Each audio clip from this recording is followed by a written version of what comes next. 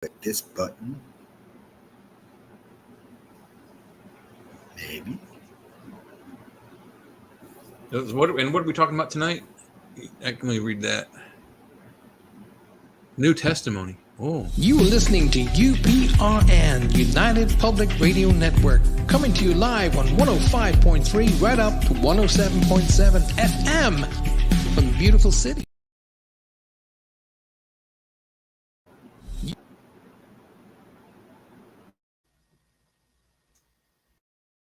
You are listening to UPRN, United Public Radio Network, coming to you live on 105.3 right up to 107.7 FM from the beautiful city of New Orleans. UPRNTalkRadio.com.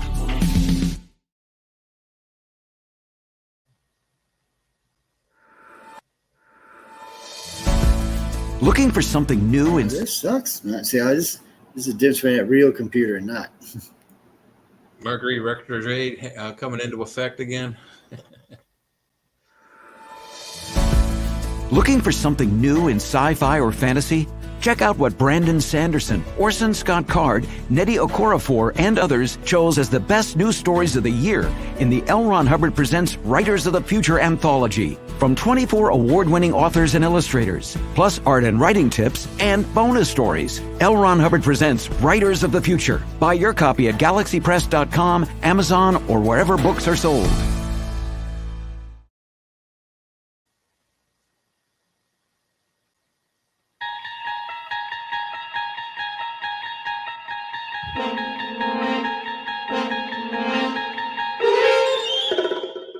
You're listening to UFO Undercover with your host, Joe Montaldo, right here on the Paranormal Radio Network. I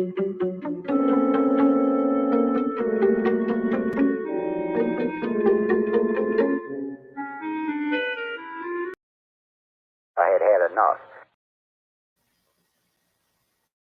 had enough.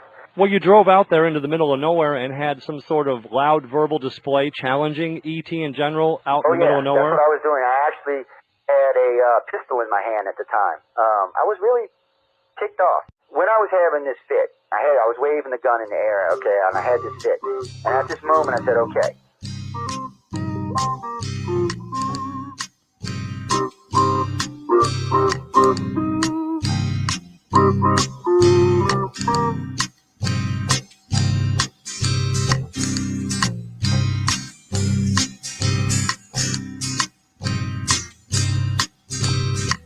He was a Louisiana man named Montaldo.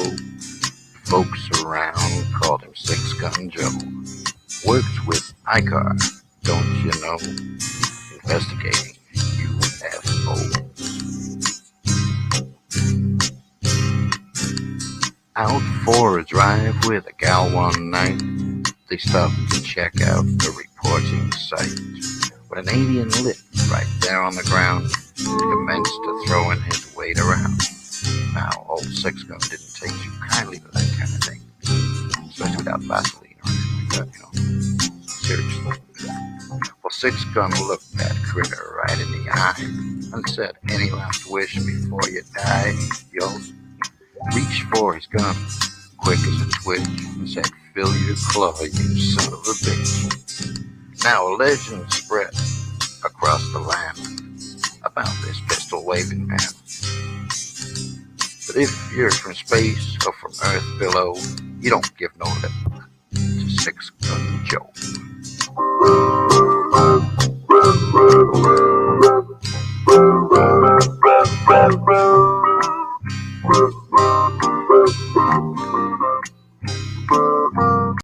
Welcome to UFO Undercover with your host, Joe Montaldo.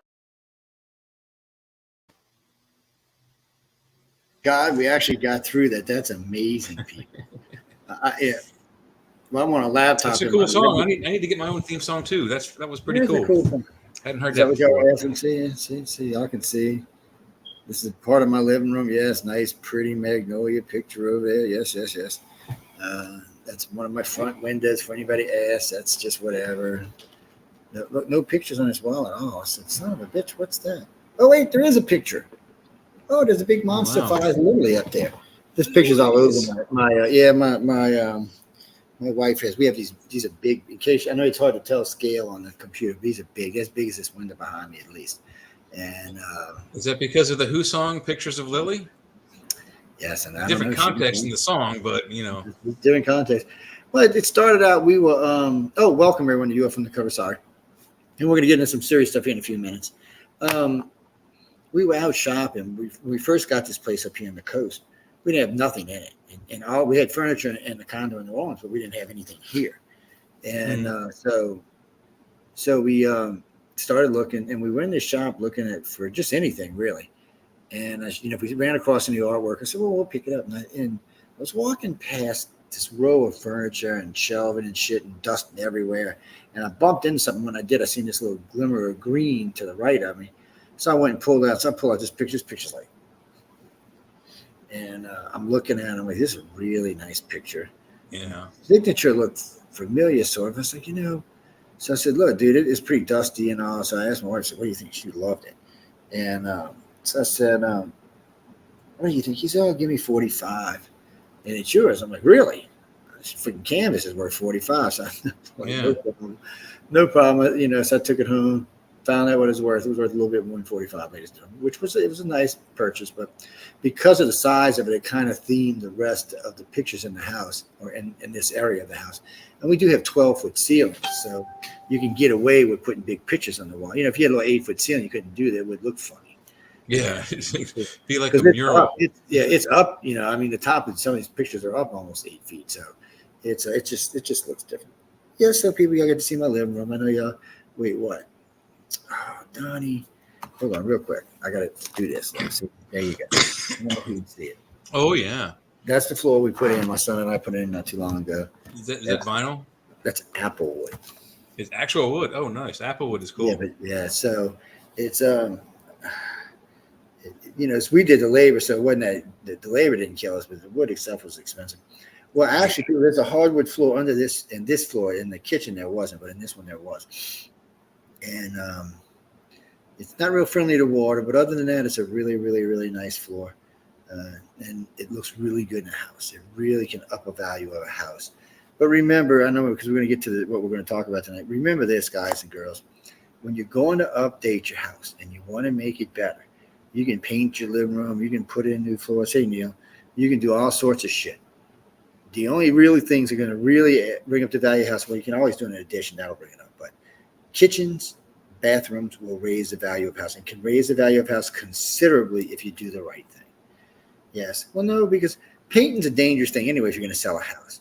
You really want your paint in the house to be a kind of a neutral color because people like to come in and put their canvases, their little paint things up against paint blotches up against the walls and see, how it's going to look. If they're black walls or green walls or yellow walls, it's going to be hard to judge. But on a white wall, you can kind of tell. Oh, people, I make homes ready for sale all the time. It's one of the things I do. And it's all that makes a difference. But kitchens. So to put you all in perspective, I actually put applewood in my kitchen, which was crazy. It's beautiful. And then I put all new Samsungs. So Samsung came out with this black touchless stainless steel, but it's not actually black. It's this grayish, bluish. It's they call it slate. It's really, really pretty. It's hard to get your freaking fingers on it. And the only thing I found better was Samsung and another company came out with this. It's almost like a cobalt blue. It's a beautiful color, but you can't even get all your appliances in it yet. So this one was hard enough to get your appliances in. And I just like it. It stands out. It pops. It goes really good with my floors. And then I put a oyster backsplash in my kitchen. So people. It looks nice. What can I tell you? I'm a contractor. Yeah, the other one you're talking about, I think is GE, but Samsung has the bespoke refrigerator freezer, side by side with two doors that French doors.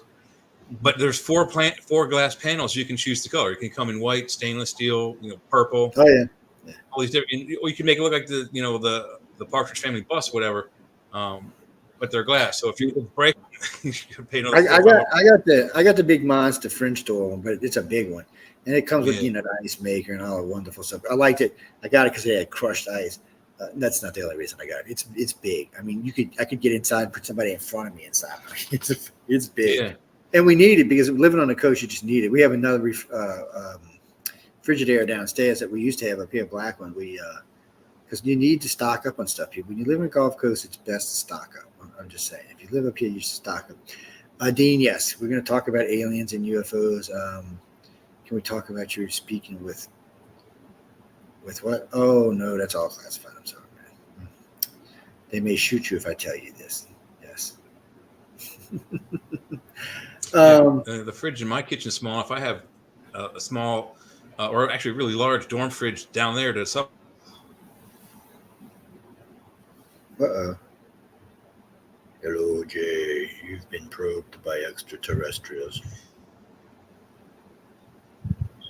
See, I don't know if it's him or me because I'm on a laptop too. You back? Up again? I don't know. You could have been me there. That's the thing. I don't know because we're both on. I froze up again. That happens a lot. Yes, we're gonna get you a booster. I might have one somewhere. I'm gonna look around in the house in the studio and see if I got one. Well, no, you can't see it from here, but my studio is way down the hallway.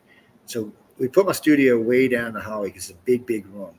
But right now, there used to be 14 computers in there running 24/7. Right now, there's 8. There's 8 running.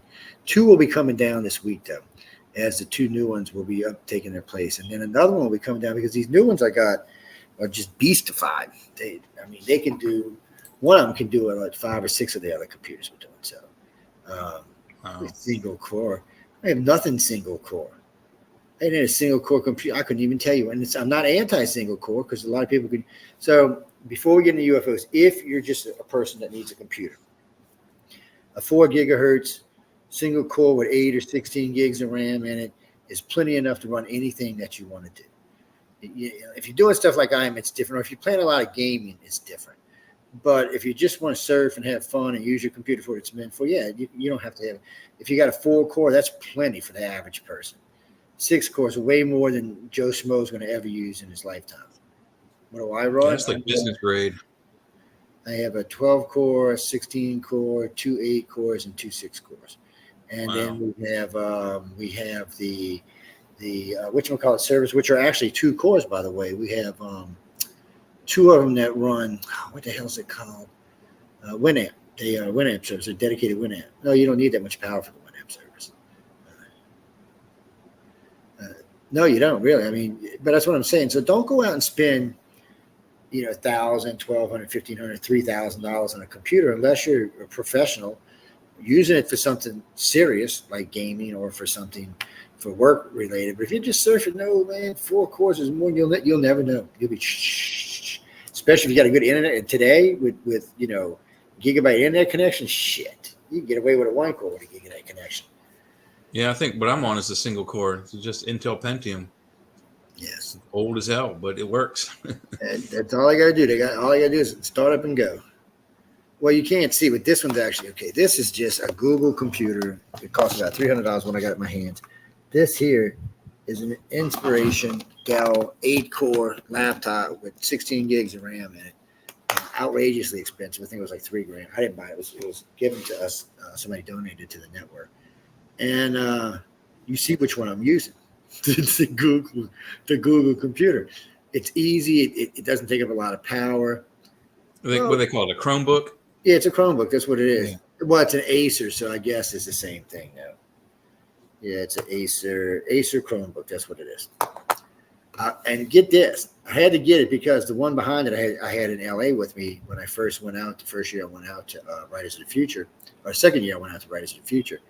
And I had forgot the power supply at the house. So I called Dell and I called a couple of suppliers online. They said it would take 5 to 7 days. So I needed it like that day. So I went across the street, went to Target of all places, walked in, and boom. It was there. It was on sale for like $279. I said, give me the damn thing. And it's working great. It's a great little, just for surfing, it's a great little thing. It works. And for doing this, it's a good little, it's a good little all around, hunk of junk. As long as I don't open too many windows, my screen doesn't freeze up. Yeah. Well, this one, you can open a lot of stuff on it, but I wouldn't recommend it. I have no idea what's in it. People's probably like some Windows 0.6 something gigahertz, 2 gig. I don't know. It's nothing fancy. I've never looked. It's done its job. It's only supposed to be for me if like I'm sitting in bed surfing or if I happen to be somewhere and I need 2 laptops, because sometimes when we're doing interviews, like in LA and other places, we'll have two systems set up so I can either be involved or monitor one or the other. It makes it easy. It's not hard. Yeah. Anyway, so I know everybody's been waiting to talk about these congressional hearings. I rewatched them today on the way to work, or I should say listened to them on the way to work today. I listened to them again on the way home today. So I went back and listened to one of the earlier ones from before this correction. I forgot the other guy's name, Grave, and listened to those. First off, I'm not impressed with any of them. It's not, and don't take this the wrong way, people. Think this is a good thing because it needs to get into the public. So, it's hard to down on what they're doing. But first, they're not even asking the right questions to the right people. This is just more of the UFO splash for whatever reason. And I said this just recently to someone pretty high up, and I said this just recently to some other people. And I've said this online, I've said this on television shows, and I've said this to Steve Messette. You will never get to the truth chasing lights in the sky. And wait, because these guys said they've captured them. Okay, but they still don't have the truth. Again, you'll never get to the truth chasing lights in the sky. You either have to talk to the ETs or talk to the people the ETs are talking to. But that's the only place you're going to get truth. You're not going to get it anywhere else. So listening to Congress do all this hanky-panky stuff is fun, but nothing's going to change. Nothing did from the first 2 meetings. Nothing at all changed. So now we've got 2 Navy pilots, and we've got a guy from Secret Services, 14-year veteran spy. I just right off the bat, that rings me.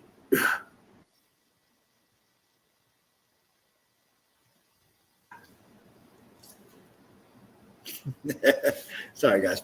It's I don't know what it is, but right off the bat, it's something about this guy, this Charis guy, that just rubs me the wrong way.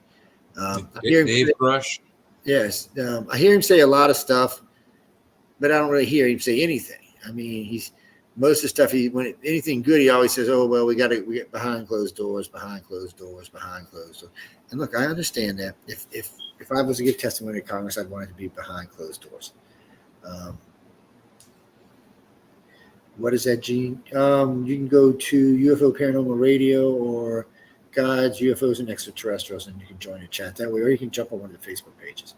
Well, I will take questions out of my messenger, but it's harder here because I'm on the laptop. It's not like when I'm on the big 30-inch screen or big 40-inch screen when I'm using one of the big. Plus, you have 6 other computers to look at and have. Yeah, so it's not quite the same as I am here. What do you mean? No, okay. I really can't get into this a lot, but I've already turned down doing in public anything. It's to me, a lot of people ask me, I don't know why, you run the largest UFO organization in the world, you should be up there, blah, blah, blah, blah, blah, blah, blah, blah, blah, blah, blah, blah. And I understand that. But why? Half the stuff I would tell them they're not going to believe anyway. They're going to be like, what? Wait, what? Wait, what? No, I mean, and then the ones who do, it's just going to make them ask more questions, but hopefully it's the right questions, because I heard Greer the other day was telling them to ask questions about dimensional stuff. Why? Obviously, we don't know how to use dimensional stuff. We haven't backward engineered a craft to use it dimensionally. So Greer. So I listened to him the other day talking about the questions the supposable questions he gave to Congress. And I listened to him. So there's no doubt that Greer and Goreshkai have talked a few times. No ifs, ands, or buts. They've talked a few times. Just the thing when they were talking about the dimensional stuff, there's no doubt that these 2 guys have talked a few times and are actually pushing some type of agenda. I don't know what it is, but they're actually pushing some type of agenda. Well, for you mean for Greer's? I don't know. What has Greer actually given to the field? Everybody's like, he did disclosure. What disclosure? The disclosure hasn't happened. It still hasn't happened even with Congress. So, again, what has he done? Other than make money off of people, I don't know what he's done. I'm just saying, check him out. Check out what it costs to go have a spiritual retreat with him. I'm just telling you, people. Or what was it when he offered us? We were in many times he's told us or other radio networks or TV networks $5 to $10 grand to do an interview. Whatever. We ain't got nothing worth $5 to $10 grand to tell anybody. That's the problem. I mean, I've heard him speak many times, and he's like a lot of the other ufologists. He talks a good talk, but he doesn't really give us anything. It's like, so recently the 70 alien thing was brought up to me, about 70 different types of aliens. So my question was to the person who actually asked me the question, so is there proof for 70 different types of aliens? Currently, right now, we can probably find proof for, 7 or 8 types of aliens. I mean, proof where there's been multiple sightings by multiple witnesses multiple times. Okay.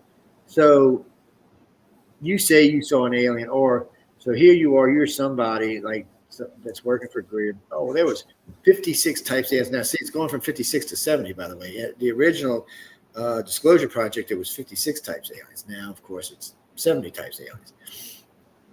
Okay. First off, name them. Secondly, show me some pictures of them. Show me some information that suggests that. Show me 300, 400, 500 different types of craft that would suggest that there are 70 different types of aliens visiting us. Yeah, it could be a Stargate, I guess. Anything's possible. But are all 70 types of the aliens using it? Or do we even allow that many aliens on our planet? Would we allow that many aliens on our planet? For that matter, would the Greys allow that many aliens on our planet? Yeah, and there's a couple other resources out there, especially the first time I heard about that many species was it's in Star Trek, which is fictional, but it's also predictional. A lot of people think Hollywood is part of the debunking thing, but they said there's 70 some aliens, and there's like 120 different solar systems that are controlled by these aliens in a group called a federation or confederation, whatever you want to call it. And a lot of people think that that's true, and it may be. We don't know.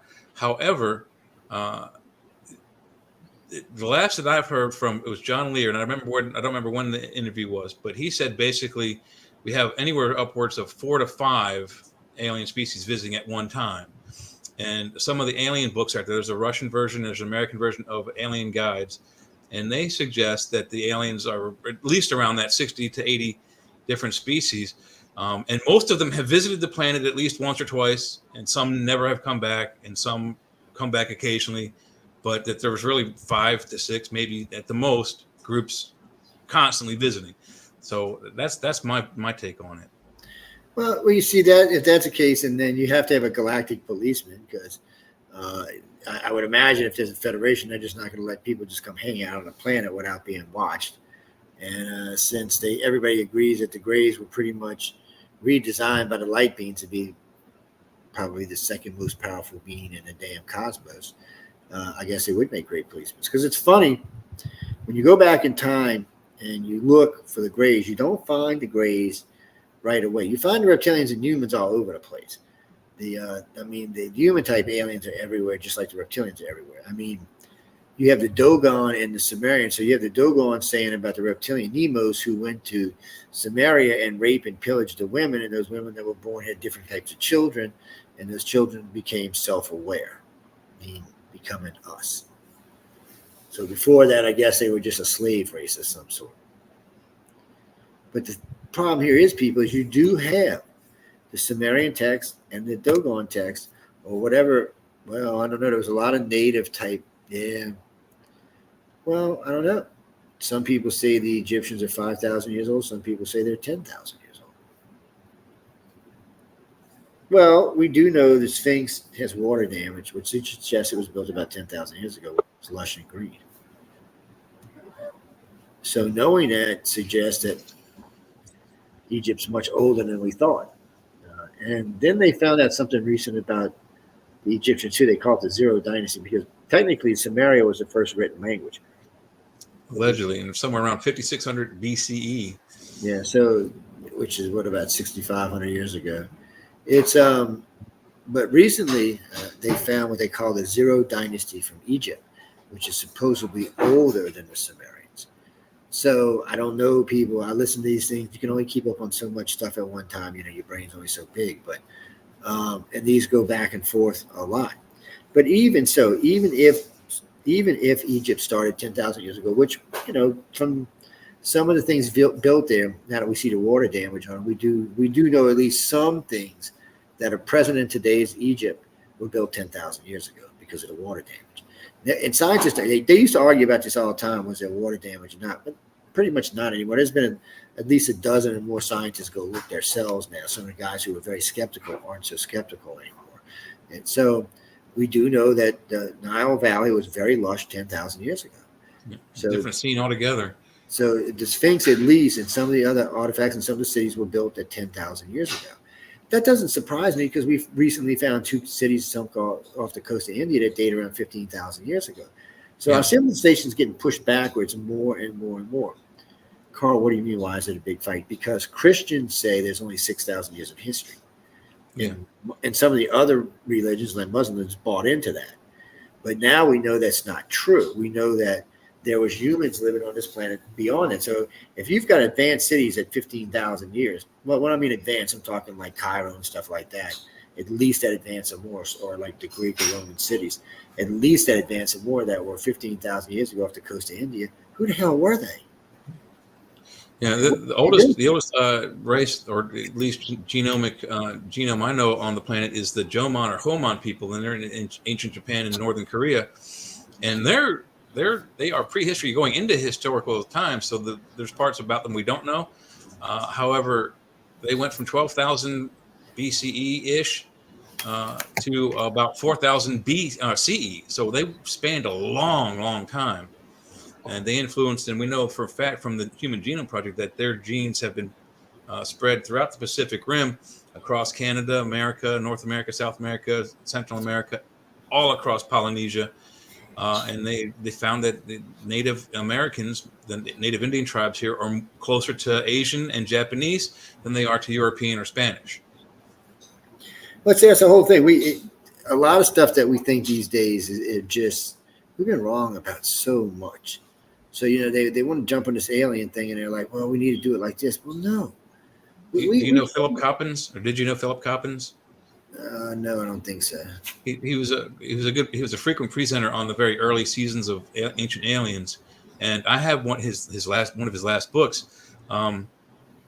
He talks about that in a book called History is Wrong. That they teach us all these things that we find later on are 100% the opposite way. It's just, so many things are wrong in history. Well, it is. Well, I was watching Neil in there, who's asking about who's doing these secret cleanings on the rovers. It is funny that from time to time NASA will show the solar panels on the rovers completely covered in dust and losing electricity. And then all of a sudden they're all shiny and clean. Well, we do know a couple of times that they've tried to drive them into those little dust devils to try to clean them. So we've seen NASA do that before, but there's a couple of times, and I hate to get with the conspiracy people on this, but there was a couple of times when they showed it, it looked like somebody went out there with some Windex. I mean, it was sparkling. I mean, it was clean, like somebody had just shined it up. Even the chrome around the edges was shining, which means I can't see a dirt devil doing that. Well, yeah, obviously you can't colonize Mars without having a Simonized car wash nearby, so it's got to be logical. I mean, I was watching Elon's Mars thing today. The man is just brilliant. Or the people who work for him are brilliant. Somebody over there is brilliant.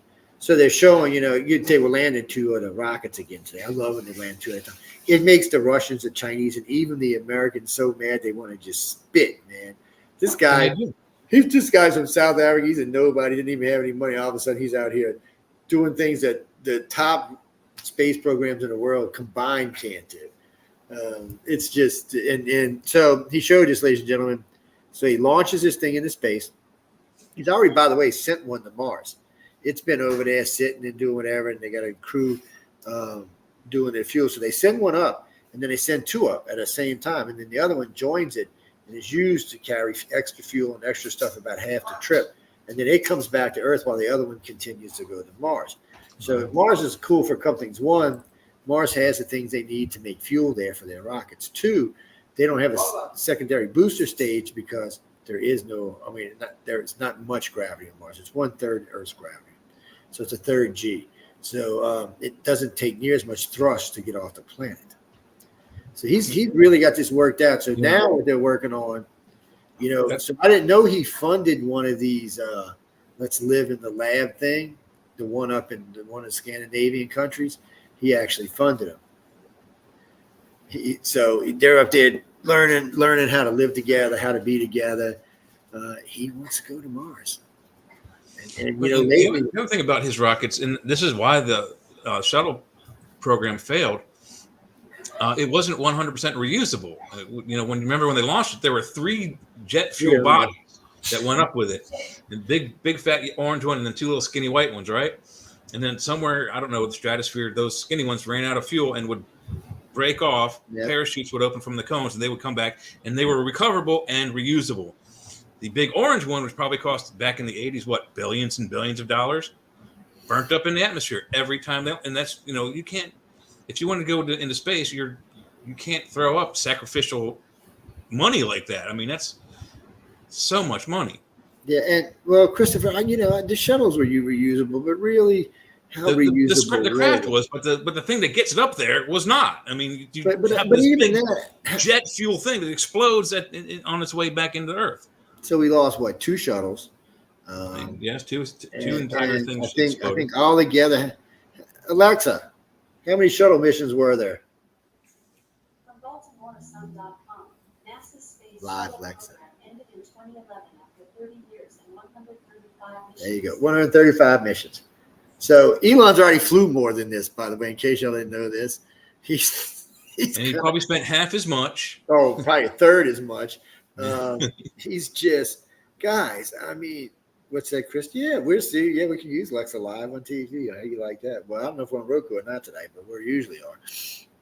If we're not, we will be up in the rerun. I'll ask Diane, see if she's watching us on Roku. It's, what's that, the name? Well, yeah, I don't know. Jay and I were talking about it before the show. There seems to be something glitching with Roku. Sometimes it doesn't function, Yeah, and I've been having a hard time for about the last 10 days getting on and off the site, so I'm going to have to call them and see what's up with that.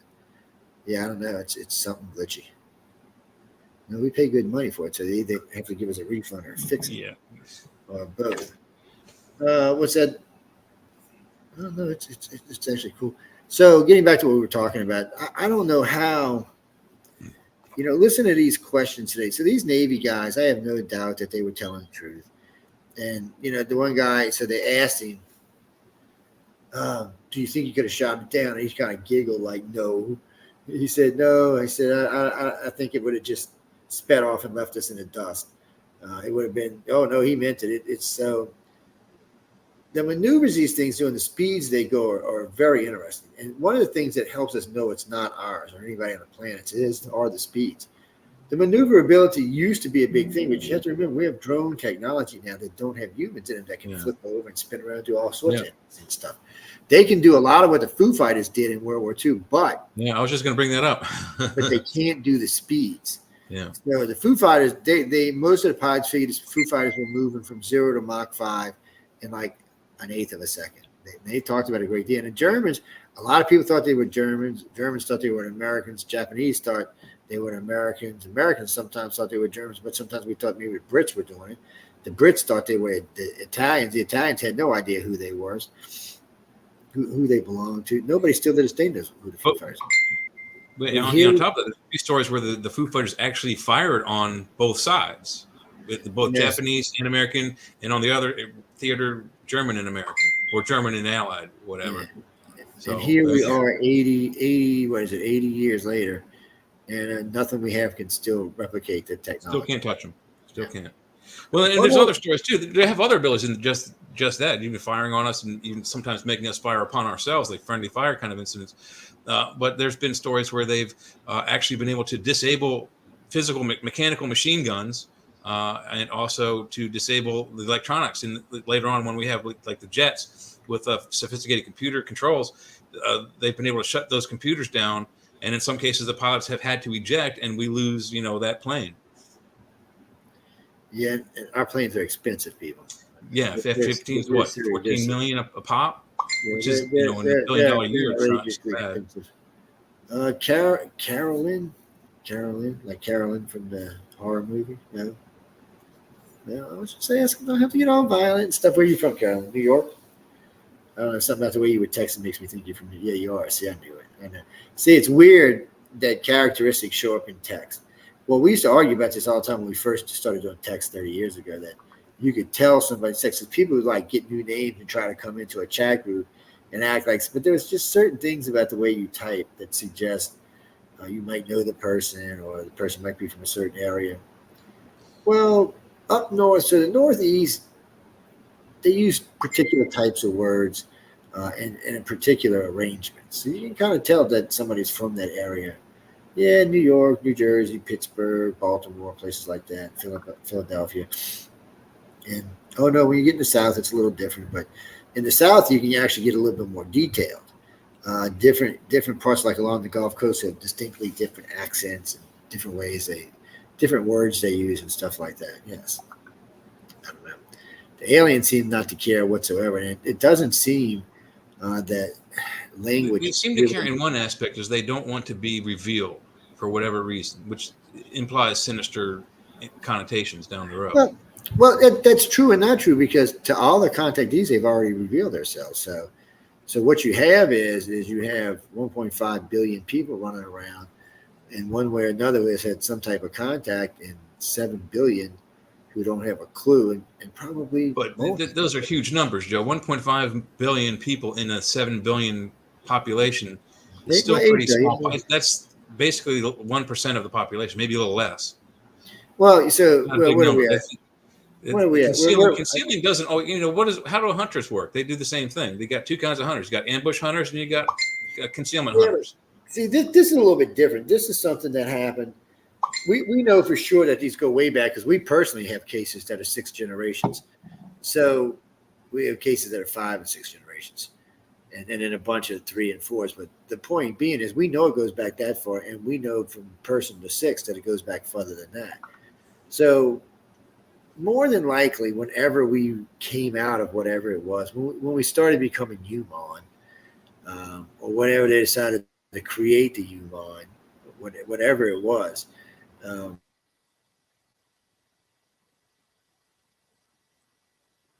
it started in some family lines. They took some people and didn't take other people.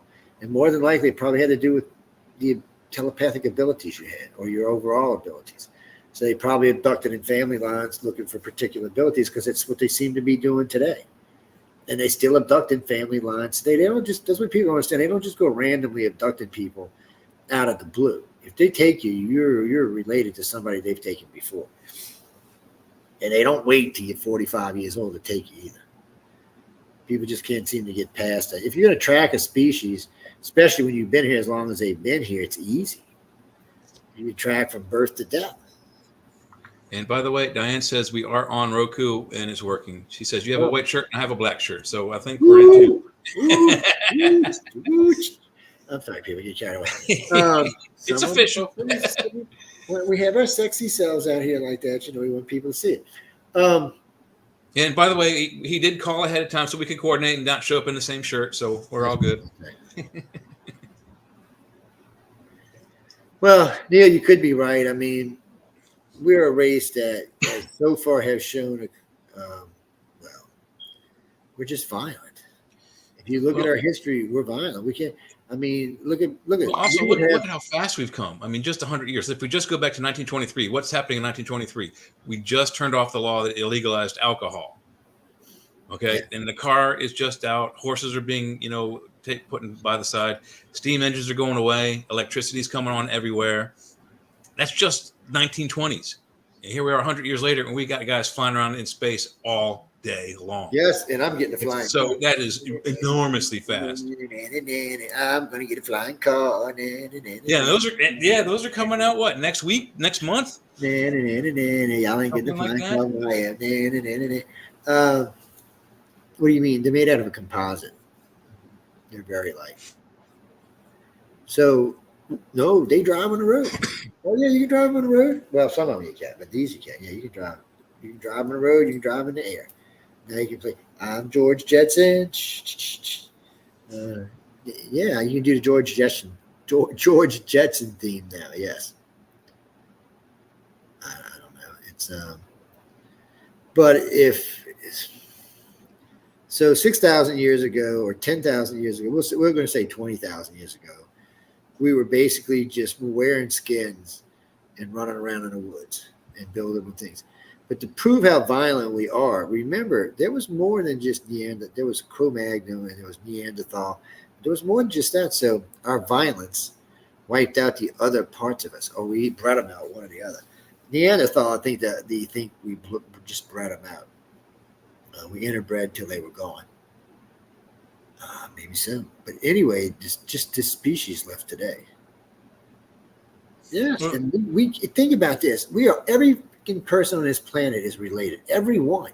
Mm. Every person on this planet is related. Well, no, I'm not talking about through blood. I'm talking about through you were born from star stuff, just what a place you're going to go back to. Everything here is related, including the planet. Yeah. Everything you have the same atoms a planet has, its dust outside has, that the star has. That's you, and yet you just want to kill each other for whatever. And usually it's for stupid ass reasons. Yeah. So right now, Russia wants to start a nuclear war over Ukraine for what? What? Yeah, but what is there that they need? I mean, really. And here you got this Lisinski guy. He thinks he's badass now because he's sending drones into Moscow. Lisinski, yeah. No, he's a little. He's going to keep screwing around, sending drones into Moscow, and all of a sudden, the tactical nuke's going to hit Kyiv, and then shit's going to hit the fan. He does. Yeah, he doesn't want to compromise. He wants to have the whole of Ukraine back, including the stuff Russia took a couple of years ago on the far western border. Well, they're putting it on them in Crimea, so they might get it back, but they're kicking ass. I mean, it's. But so let's stop and look at this for a minute. So you have supposedly the second most powerful nation on the planet getting its ass kicked by a country that we'd rolled over like it didn't even exist.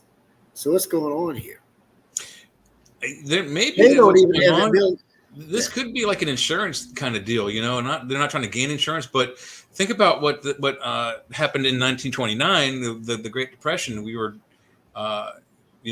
broke for like almost 11, 12 years, and then World War II happens, and then our economy comes back. So maybe that's what he's doing. He's got the war going, so it boosts both their economies. I don't know, but I can't fathom what's so important about Ukraine that he won't stop until he has the whole country. He swears it's because we're going to let him go into NATO, and then we'll have. So what? What is it? He can join NATO if he wants. Who cares? I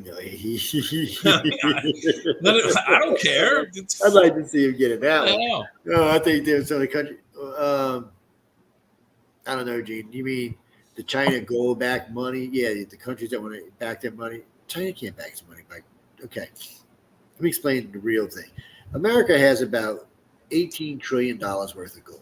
Unfortunately, we have about $33 trillion worth of debt. So it's hard for us to back our money with gold. So China thinks it can do that. But China already has $12 trillion in debt and a $12 trillion economy. So they're at zero. So they can't back it. That's the problem. Until we get into deep space and we go start mining that asteroid that's got that 5 gazillion pieces of gold on it. Yeah, or worth $5 gazillion. Yeah, this asteroid is one asteroid. Now we've talked about different ones before. There's one asteroid. This doesn't just have gold. The bulk of it's gold, but it has platinum and titanium. Yeah, I don't know. It had 3 really good metals. Some of the biggest metals we could ever use especially for space travel. Titanium, we use it for almost everything in space travel now. So if you took the world's economy 10 times, it's not the value of this one asteroid. And you want to know why Elon wants to get into space. Just think if he claims he's part of the asteroid and lands on this comet and says it's mine. Boom. Prospectors' rights would probably have to come into effect. Can you imagine having gold made from an asteroid streaking through the planet? How much more are they going to want for that gold? And then you're going to be like, wait, what? It's asteroid gold. It costs 3 times as much as regular gold. Matter of fact, it might cost 3 times as much to bring it here. So it would probably render Earth gold cheap. It would probably cost, because you're going to find just that. They already know they're going to find. They're thinking they're going to find gold on Mars, but they're thinking they might find diamonds the size of this on Mars regularly. Wow. And Olympus Mons. Olympus Mons is so big, anything under that pressure, I mean, you may see diamonds the size of Volkswagens. Yeah. So when we get out of the universe, diamonds aren't found in mountains; they're found in alluvial, like loose, rocky soil. Yeah, after it's been exploded and compressed, and then it's sent out. Yeah, but It has to be compressed. Mount It has to Olympus start. It Mons starts hasn't out exploded yet. yeah, it starts out of coal, and then it just gets compressed and compressed Yeah, and compressed. it takes 10 million years or And something since like there's that. not plate tectonics there, it's probably not going to move like it does here.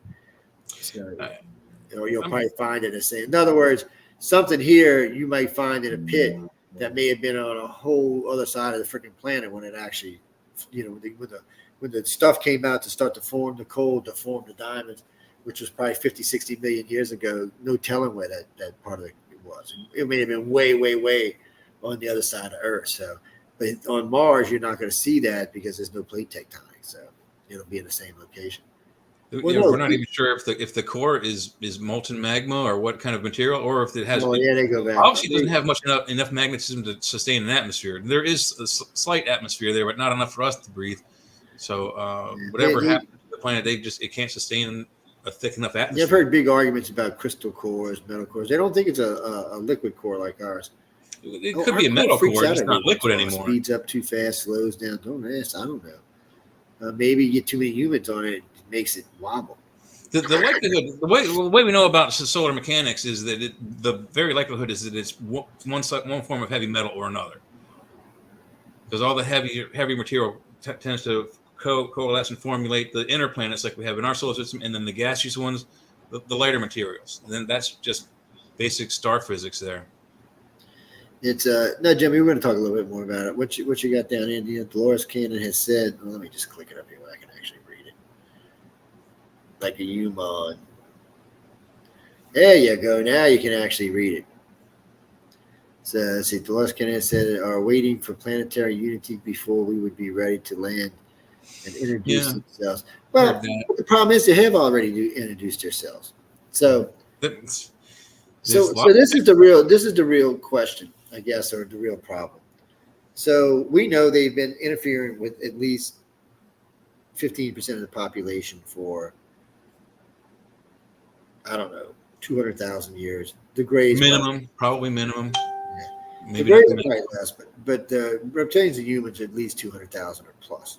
The Greys are going to be less because we can see, if you look at the if you look at the hieroglyphs in Egypt, and there's different writings in Sumeria, you don't see the Greys. You do see the reptilians and humans, though. Oh, yes, human aliens or human deities, whatever you want to call them. You see them and you see the reptilians. You don't see the Greys until more recent times. Yeah. Some of the Sumerian dolls or figures are lizard-like that project the because it was a thing. It was the lizards came back to Earth or came up from Earth, but how, I don't know. Nobody knows for sure. They do know they went some type of ship because that was discussed. Well, there is a speculation on that. The two speculations are, one, that there's a race of reptilians, alien reptilians, not from the solar system, that came from that Alpha Draconis system somewhere, and then there's the alien, not alien, but humanoid reptilians that probably evolved from dinosaurs that live in the inner Earth, and the two species together are similar but don't like each other. And then the other theory is that they're both from Earth, and they're some sort of splinter like the Vulcans and the Romulans, and some of them went out into space and never came back until now. And then the ones underneath the Earth again are the ones that are kind of sort of siding with us, but they don't like us.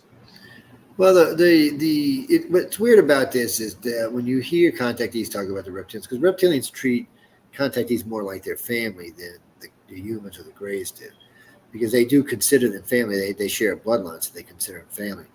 The thing of it is we know for a fact now, and this was what was so confusing in the early days of research about the reptilians. So there's only one big tribe or one big race of reptilians, but, and this is a big but, there are, I think, 8 or 12 tribes. And what's weird about this is each tribe is different in the fact that we know one has at least one, either one or two have sets of wings. One species has gills. They have different ones that have different things. And and there are also different colors, which indicate. Yeah, there's definitely different colors there. And the ones with the wings usually are indicating some sort of royalty or control or government system. Something of that. And you'll see like greens on their outer I want to call them scales. It's not really scales. It's just the way their skin's made. You can call it scales. It's a reptilian type of. It's like hard, chitiny, and leathery at the same time. So, oh no, Gene, they're not. That's the thing. They're not cold-blooded. They're warm-blooded. Well, any reptilian would eventually evolve into warm-blooded. I think the term that I heard was used was semi-warm-blooded. Yeah, well, that's what we thought. They didn't need to sleep for months like other reptilians. Yeah, that's what we thought, but it seems like the reptilians don't agree with that. They seem to think that they're warm-blooded. Guys, you'd have to ask one of them. I don't know. We have lots and lots of people who have talked to the reptilians. Lots. No, I mean, so ICAR right now currently has almost 100,000 cases on file. Out of that, probably 22 or 24,000 are reptilians. There's a lot of, and it's not just us. The Mesoamericans has a shitload of information on the reptilians. They also have information on the human aliens as well. But the reptilians, until sometime recently, the reptilians were revered. They were loved. They were considered the bearers of life. The snake in Egypt, in Egyptian hieroglyphs, is synonymous with power and sometimes fertility. And let's not forget Kublai from the Aztecs or the Mayans. These were revered gods. I mean, they considered the human deities, and the Egyptians did too. By the way, Egyptians could, they had the dog gods and the different gods. They considered all of them to be evil. They considered, but there were two reptilians they considered to be good. So somewhere along the line, and because our timelines are screwed up because no one knows, how long. We don't know the history, Yes, but somewhere along the line, the Greys were brought in for whatever reason. I think it was because humans and the reptilians were about to get into a shit fight and end it. Going back to what Neil was saying about unity, I don't know, man. If we got to wait for unity, that's shit. The problem with disclosure and these hearings in Congress and all, and Stephen Greer and all that, it's exciting, but I've been looking into this UFO thing since I was 11 years old. I know that sounds silly, but since 11 years old, I've been looking at this whole problem. And from all those years, I'm 56. Do the math yourself. I'm terrible at it. I've heard always the same stories. The Greys are good, they're bad. They're good, they're bad. That reptilian, same thing. Good, bad, good, bad. So we know that there's good ones and bad ones. Are we in the clutches of the good ones or the bad ones? I don't know. But the scary part is we don't know. That's the really scary part. We won't reveal that. And they keep saying that. You've heard it from the aliens that until we're unified. The only thing that's going to unify us against them or to become friends with them is for them to invade us. Like Reagan said, for some outside force to come in and attack the planet. We're not going to give up our petty discrepancies for anyone. Period. That's just human nature. Don't ask me why, but those are the guys in charge. That brings us back to the hearings. So why all of a sudden? No, I know. Trump decided that he had an interest in UFOs, and he's the one that started Space Command. So he thought that there was a threat from something out in space, just like Ronald Reagan thought there was a threat from something in space. Clinton did as well, but Clinton could never get the information. They would never tell Clinton anything for whatever reason. And for whatever reason, it doesn't seem that they tell Democrat presidents. But in all fairness, I think they've only ever told 3 Republican presidents anyway, so I don't think it's... And I think they stopped either after, was it Bill Clinton or Obama, or before Obama? No, Obama didn't know. But what happened was, I think the only reason Baby Bush found out was because Daddy Bush. Because of Daddy Bush, yeah, no kidding. I think Daddy Bush just told him, and that's how he would have known for years, being the head of the CIA. For 5 years, 6 years, whatever it was. He was the head of the CIA, and then he was vice president for 8 years, and then he was president for 4. So yeah, he knew. Reagan, one of those jobs, he found out. Yeah, so one of them he did. So this is what's so weird, people, and this kind of makes me just a little bit nervous. So Ronald Reagan finds out there's extraterrestrials. First thing he does is go out and give a speech about how it would unite the planet. But he didn't give this speech one time. I know he gave it at least 7 times. He gave the speech in front of big audiences like the UN and stuff. He wasn't playing. Then he instituted Star Wars. Okay, well, Star Wars was going to blow up Russian missiles. Have y'all ever seen the lasers for Star Wars? Oh, hell no. The actual name is SDI, Strategic Defense Initiative, but the nickname is Star Wars. It just sounds better. It just sounds better. And then he instituted Pine Gap, the Joint British Defense of Outer Space. So let me explain some. Outer space is not the moon, okay? No. Outer space is at least the asteroid belt out. Most people consider outer space probably the Oort cloud. Out past the Oort cloud, yeah.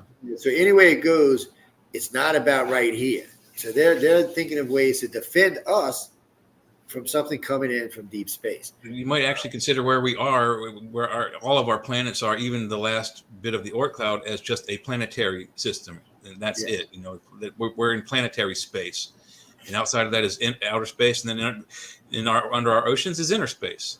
Kind of makes sense. It does, and then of course he instituted the HARP facility.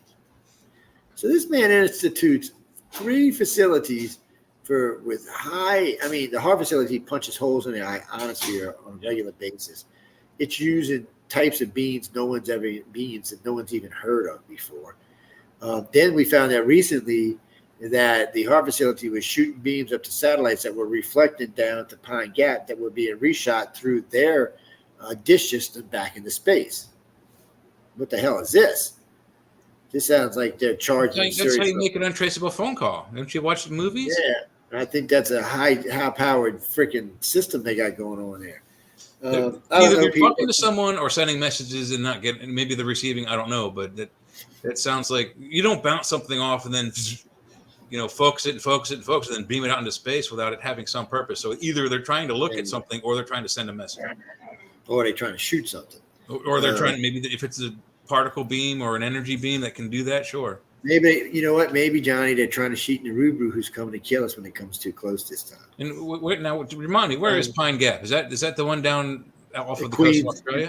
Yeah, it's in Australia. Yeah, it's the one. So that's the one that shoots the beam at the UFOs in the STS-48 footage from the. Yeah. That's the one they said was trying to shoot down UFOs. Mm-hmm. They swear it didn't have any. It didn't knock anything down, but it missed. If you watch the video, I mean, the thing takes off before the beam gets there. Yeah. Well, see, that's the thing. These things move so fast that So even though the beam's moving at light speed, to them it's kind of like moving in slow motion, and then they're like, "Really? You're going to shoot that? We're over here now." Yeah, they weren't over here. They were out of the solar system by that point. I mean, it was. Yeah. I know it's. Guys, when you get into this kind of stuff, it gets dangerous because. Our government's doing things that even they don't know what they're doing. Yeah, I've been threatened on the phone with my life for talking about this in public. No, yeah. So when you listen to these hearings, you have to wonder, what is this about? What's that, Jack? What about Project Blue Beam? Project what? Blue Beam.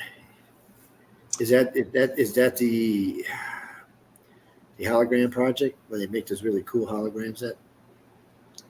The one that they were supposedly going to use to have a fake invasion. UFO invasion. So we're doing alien disclosure. It's going to get more deep as things go on. It's going to get a little scarier. Now we found water on Mars recently.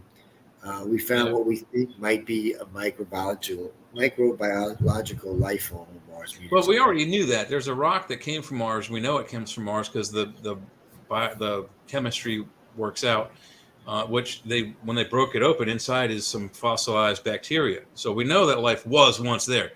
Probably isn't any now, but there may be some. This is something they found recent that they think.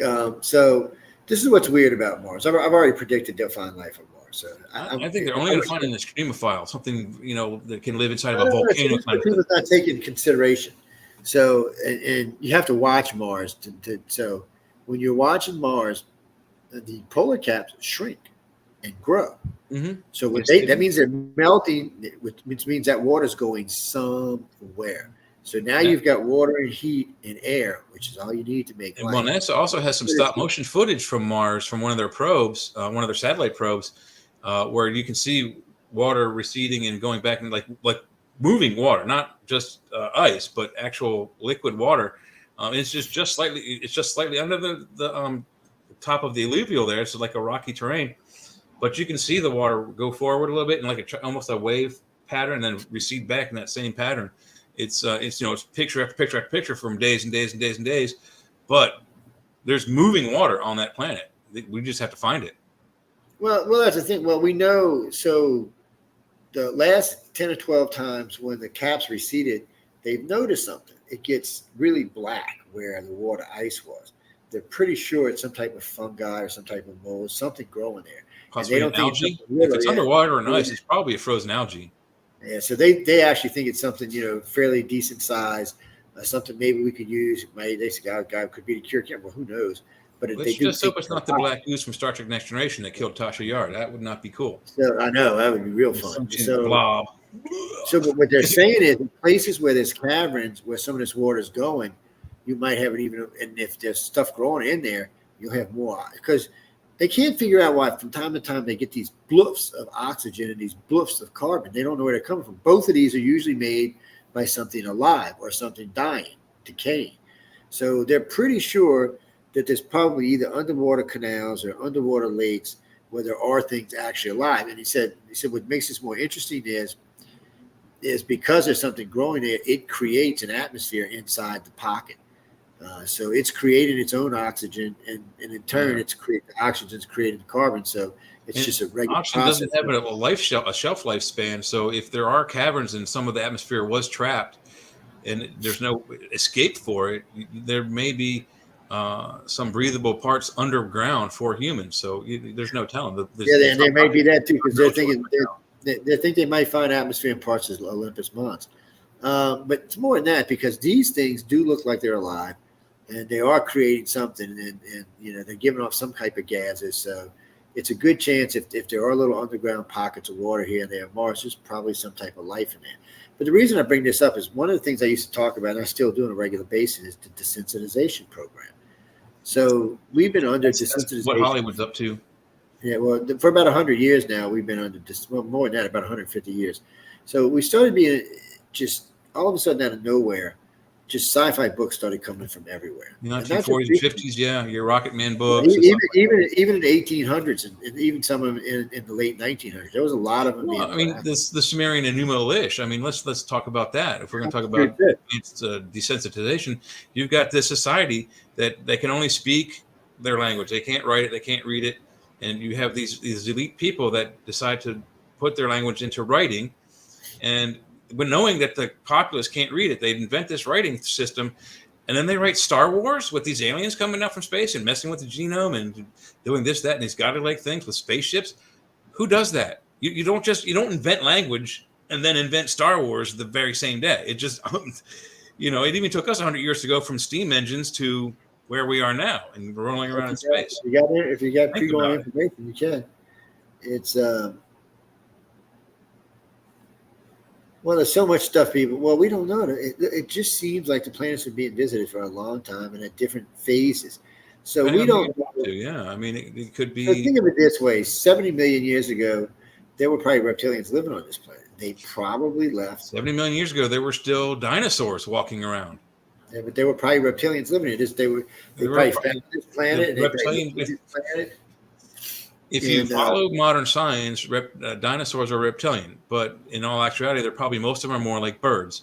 However, they are still thought of as mostly reptilian. So if 70 million years ago, yeah, this planet was mostly reptilian. I mean, look at the alligators. Look how many alligators there are and how big they were 70 million years ago. Yeah, everything was huge back then, people. It's that was the fourth life span on this planet, dinosaurs. Well, we're the fifth. And there was other life before that. So, you can argue. Some people say life started 1.5 billion years ago. Some people say 700 million years ago. I'm probably agreeing the first amoeba probably started about 1.5 billion years ago. But how long it took that amoeba to get to anything of any consequence was probably another 500 million years or so.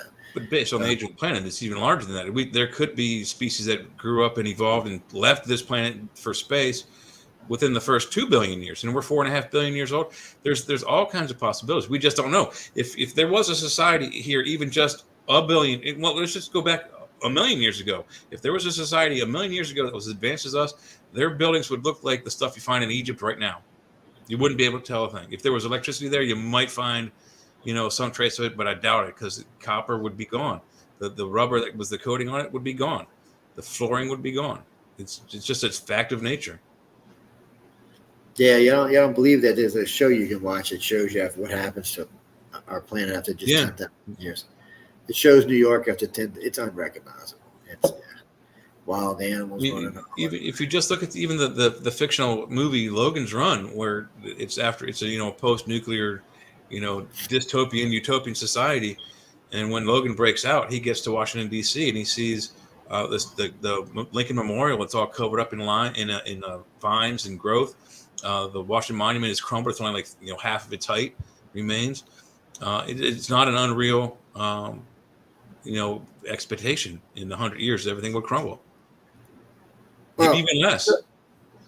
And it goes back to, you should always keep written books around, because electronics are electronics, and without power, electronics are squat. And with a good EMP pulse, electronics are wiped anyway. So back in mine and Joe's day, when we were kids, the internet was called books. Yes, it was. And if you needed to learn something, you did it. Or the library. You just switch again. This guy writes, I'll just use YouTube videos. And how are you going to do that? YouTube video. And even if I've heard some horror stories, that our youth, our millennials are so, physically, mechanically, inept that they have a flat tire and they pull over. They have to use YouTube to find out how to change the tire so they can get to the gas station and get the big tire fixed. What if you break down, like in somewhere in Texas where they don't have internet in the middle of the highway? You're done. Yeah, you're pretty. Darwin's theory comes back into play at that point. Yeah, Chris, if you've got a bunch of laptops and all with a bunch of those YouTube videos loaded down, as long as you got power, you'll be able to look at them. You don't need the internet if they're on the physical hard drive. Yeah, to physically download it, but whatever is going to knock out power is going to probably wipe your hard drives. It's going to probably be an e-pulse of some kind. So you're not going to have that information. You're going to need a book. And let me tell you what, books are becoming more scarce every day.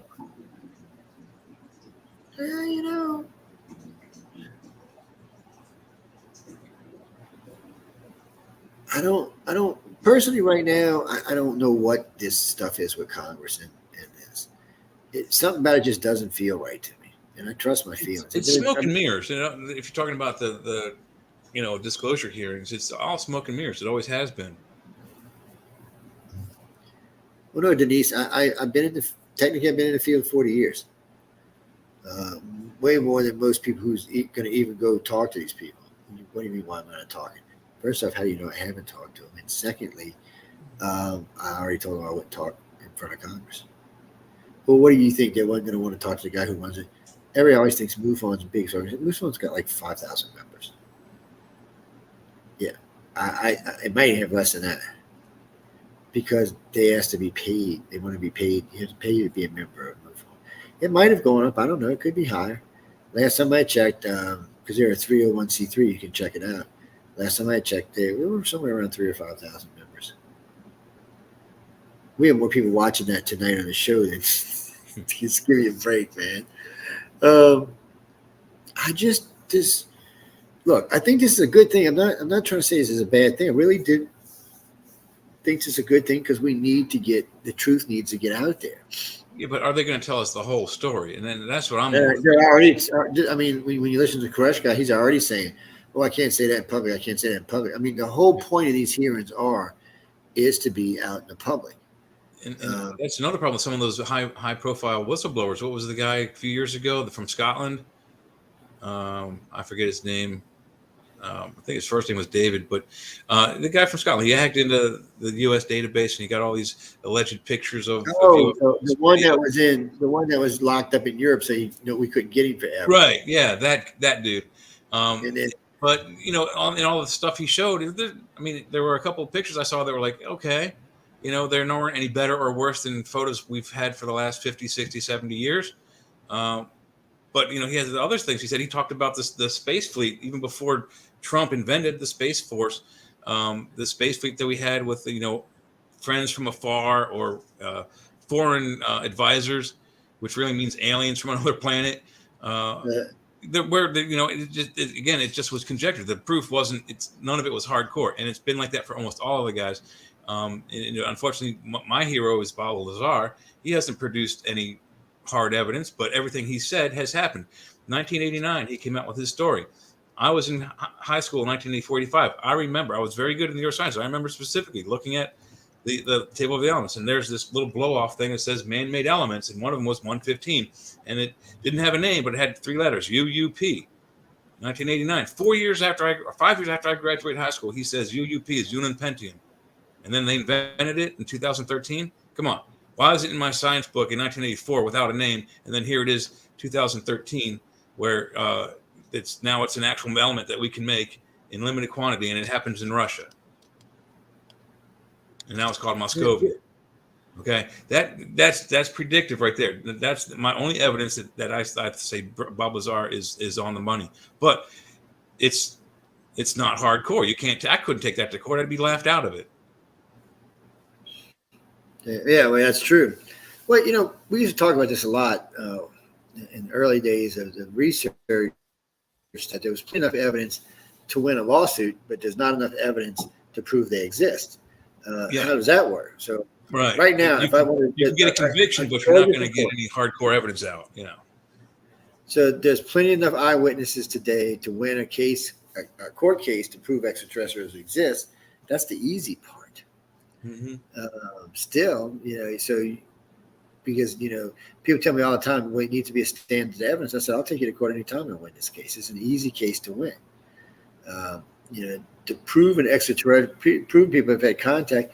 We'll show up with 1,500 or 2,000 people who have been taken and say, well, you can call them all a liar. They've all been polygraphed. They've all been voice stressed. They've all been hypnotized. You're going to call them liars now? Well, you can also take a look at the numbers for missing people throughout the planet. What is it in America? It's like about 1 million people per year that disappear and never, ever, ever return. Now, either these people are all stepping off of a cliff somewhere and getting just turned back into soil. Or they're being taken somewhere and never ever come back. There's no way 1 million people per year disappear off the face of this planet by just being stupid. Well, I mean, 1 million people could disappear if they're going to China or other places like that. But it's always bothered me. Missing and never comes back. But he puts his log at the ranger station where he's going to jump into the bush, and then he's supposed to log out. We know that, but there's no way that people that just die of circumstance in the woods, 1 million of them a year. That's just an outrageous number to me. Yeah, what the hell? It's I was actually talking with a friend of mine about that today or yesterday, actually, about 1 million people a year go missing. But see, if it's 1 million people in America going missing, that's kind of high. But if it's 1 million worldwide. Yeah, but 8 out of 8 billion, that's nothing. That's not even. That's like a 0.01%. Yeah, that's less than 1% of the population. Even if we have 6 billion, even if it was 100 million people a year, that's still less than 1%. Yeah, well, I think last time I heard we were at 8 billion now. America was almost 400 million, and the world was at I think it's over 8 billion now. Well, that could also be population growth, predictionary stuff. But yeah, but I could be wrong too. By the end of the decade, we'll be at least 10 or 12 billion people strong. Alexa, how many people on Earth today? According to the U.S. Census Bureau, the world population today is approximately 7.99 billion. 7.99 billion, yeah. That's just call it 8. But you're what, 0.006 away from 8? Well, they've been saying there's going to be 0.008 babies born tomorrow. The reason I asked is because the UN the other day said we were at 8.1 billion people. That's what the United Nations said we were at. So, well, that's the thing about life. Some people die off, some people born into it. So it's it's kind of balancing. Well, right now, where I think I don't remember exactly, but it's like two births for every 1.25 deaths, and it's been going down. I mean, they're actually in some countries they're worried it's going to hit a neutral point. In America is one of them. Today, I think we're like 1.5 die, 1.75 were born, and we've just been steadily going down. Russia also has been going down. China has been moving down, but China's got a different kind of problem. It has less females than males. And that seems to be getting worse, not better. So that may also be a function of biology, that there's just too many of a species in a general area, and the genetics of that species, let's make more guys, and then that way there can't be. Well, mostly it was China's really bad laws about let's kill off our daughters. And well, yeah, that's part of it. They have only one child per household for the most part. Yeah, they for a while you wouldn't even get in trouble if you had a daughter first and decided to terminate it. Hey, people, I don't make the rules. That's China. And then China put restrictions on births, and then they lifted them. There's no restrictions on China now. Yeah, this is just recent though, like in the last year or two, right? So you got no, I think it's I don't know, I think it's been like 6 or 7 years, but it's not far. Yeah, it's very recent. It's not a long. What's that, Kareem? I don't know. I mean, so far, I mean, I think some of the Congress people have been asking good questions. I'm surprised I don't see more military people there. Maybe the Congress people aren't letting them in. I know probably because they already know some of it. You know, you get a high enough general or colonel, they might already know or be partially, read in on the subject. What do you mean? No, well, Queen, I don't know. I mean, it's so damn. I can't even talk. Some of the stuff I can't even talk about. But I'll put it this way: I met 2 years ago. I met the number 2 general for Space Command. Okay, I met him at a gala event in Los Angeles, California. So I actually met the big boss too last year. But this guy was retiring, and we sat and talked. We had dinner and sat and talked a couple of times while we were there. And Saturday, before he was leaving, he came and he caught me at the bar, and we sat down and we had a nice long talk because he had looked me up. I guess he went and did some web searching to find out who it was. Because John had told him that not only do I do press, but I was into aliens and UFOs and stuff. And so he went and looked me up, and we came and talked, and we talked for quite a bit. Now, this guy was retiring. So he says the biggest problem with all this is the government doesn't really know what anything's going on. And he said, first off, it's so compartmentalized between so many different agencies that they won't share.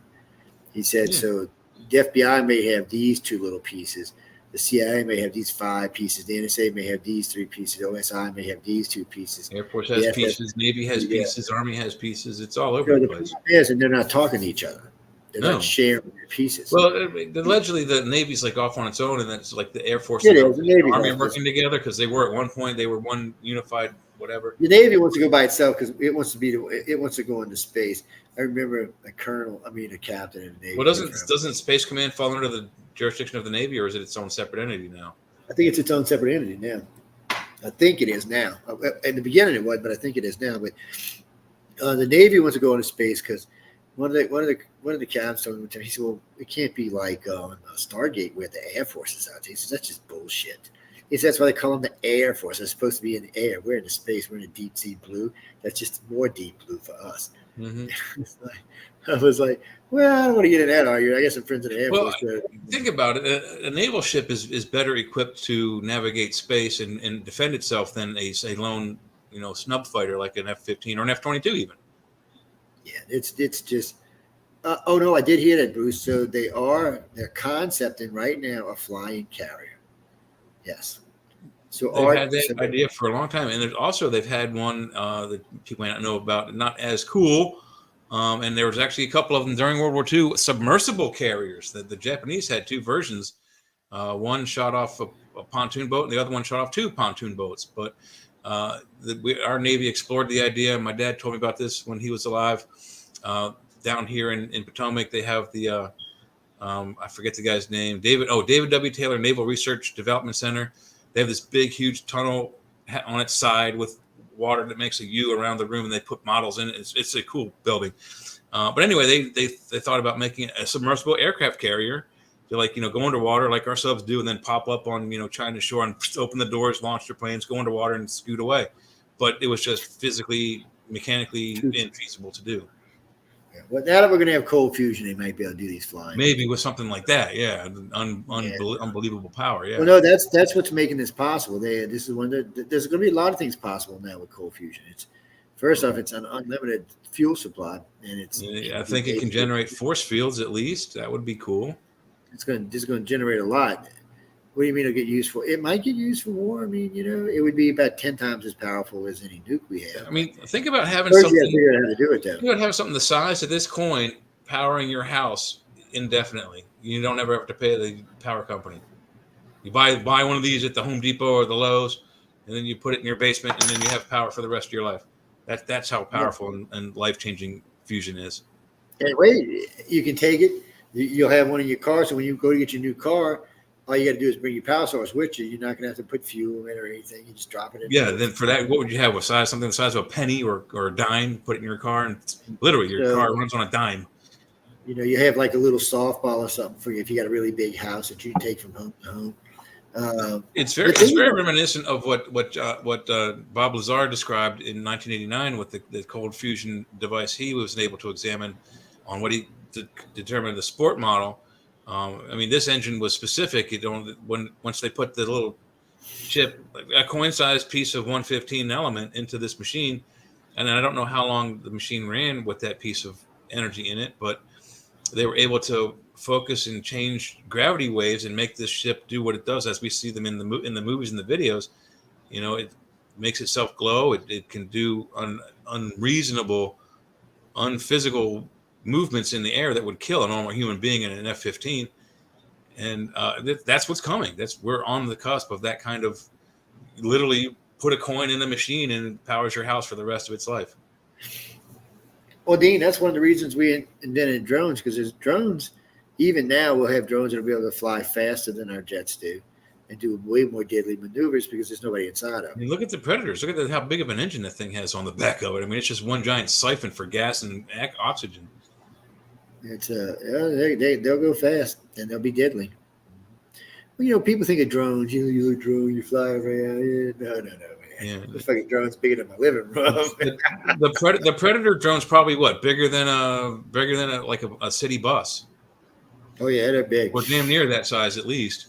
Oh, they can carry a decent payload too. So the new ones are gonna actually run off. So let's say you got an F-20, you got a pilot with an F-22. He's gonna get 4 cover drones now. That'll work off the way he's flying. Everything will go through his system, so he can control them firing. They'll always keep the same distance from his craft at all times. Yeah. And run off. So if somebody shoots your missile, you don't see it. It don't see it. It'll just put itself in the way of the missile. But it'll have its own weaponry to blow it up. Do you know how hard it's going to be able to kill an American pilot?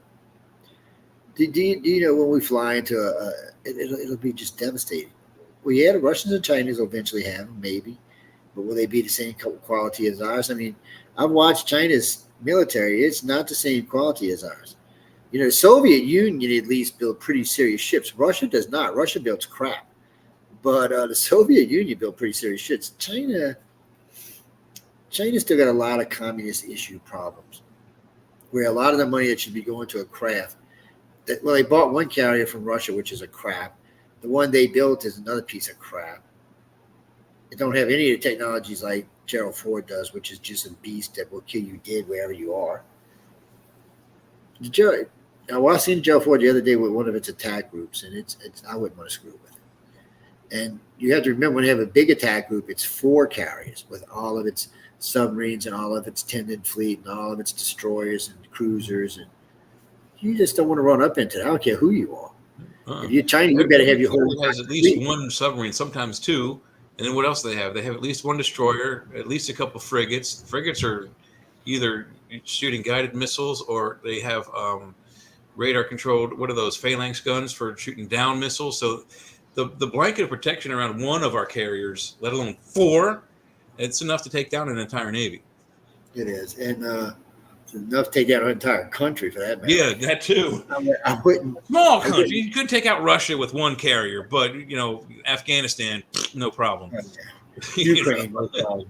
We'd already own the Ukraine. I'm sorry, guys. Ukraine. 3 days, maybe 5.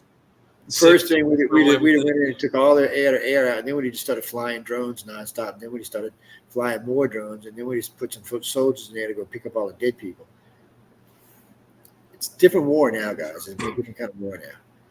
Drone technology. So we don't even have to launch our Navy, or not our Air Force planes to take out an Air Force. We can do it from the sky with our satellites and some of the SDI equipment that's up there. So, Denise, you're talking about Shag Harbor. And so Shag Harbor was very interesting. One of the very first cases I ever talked about on a national radio show or television show was Shag Harbor. And it's a very interesting case because, 1, there was a lot of witnesses. 2, no one initially thought it was a UFO. They thought it was a downed plane. That's why so many people went and got in the water. And they found this thing that was glowing under the water. It was producing this weird foam shit. and they had a couple of boats on top trying to see if there was people in there, coming out, because they still thought it was a plane, and this thing just took off, not at a real fast speed. It just took off and headed out the harbor out into the open Atlantic Ocean, where they got into kind of deep water, but they said it looked like it stopped somewhere 50, 60 miles off the coast, off of Shag Harbor. Off the harbor, they said it stopped. It's Sag Harbor, not Shag Harbor. What's weird about this is about 15 years ago, 17 years ago, we had done a bunch of specials on this. And out of the blue, I got a friend of mine I got two friends actually who do submarine dives. They run submarines. Not I'm talking about for science, not for military. And one of them introduced me to this gentleman, and I was kind of like, wait, what was that? Sorry, I got distracted now. But anyway, getting back to what we were talking about. He had told me he had been in the U.S. Navy. Actually, 3 of these guys had been in U.S. Marines. But so he says that they had been called. They were divers, Navy SEAL divers, and they had been called out to try to enter a craft that had been sitting off the coast for a couple of days. So we sent a U.S. submarine there, a big one too, from what I understand. And it sat there, and people they went and messed with this thing, tried to mess with it. And then about on the 7th day, another saucer showed up, or whatever type of craft it was, showed up. The exact same shape as the one that was underwater. Exactly the same craft. You couldn't tell them apart. And stayed there for a little while, and then people started getting nervous. 13 or 14 hours, I think, and then they started under, if I recall it correctly, they started under steam underwater down the coast to about maybe Nova Scotia or something like that, and then they left the water. Yeah, then they left the water. Well, at first it wasn't under its own power. No, Dean. So at first it was almost like there was a tractor beam on it. That's what the divers described, some type of force pull. They actually didn't see anything light up. They just saw something pulling. He said as it started to move away in the water, the second one, the one that had been damaged, more of its external light started to come on. Yeah, as it was being repaired. Yeah, and somewhere down the coast, they both went airborne. And it wasn't just seen by the Navy people. They'd been seen by people. It's a really good case that nobody ever wants to talk about. Canadian Navy, if they had one, saw it, and or their Coast Guard, not their Navy, Coast Guard saw it.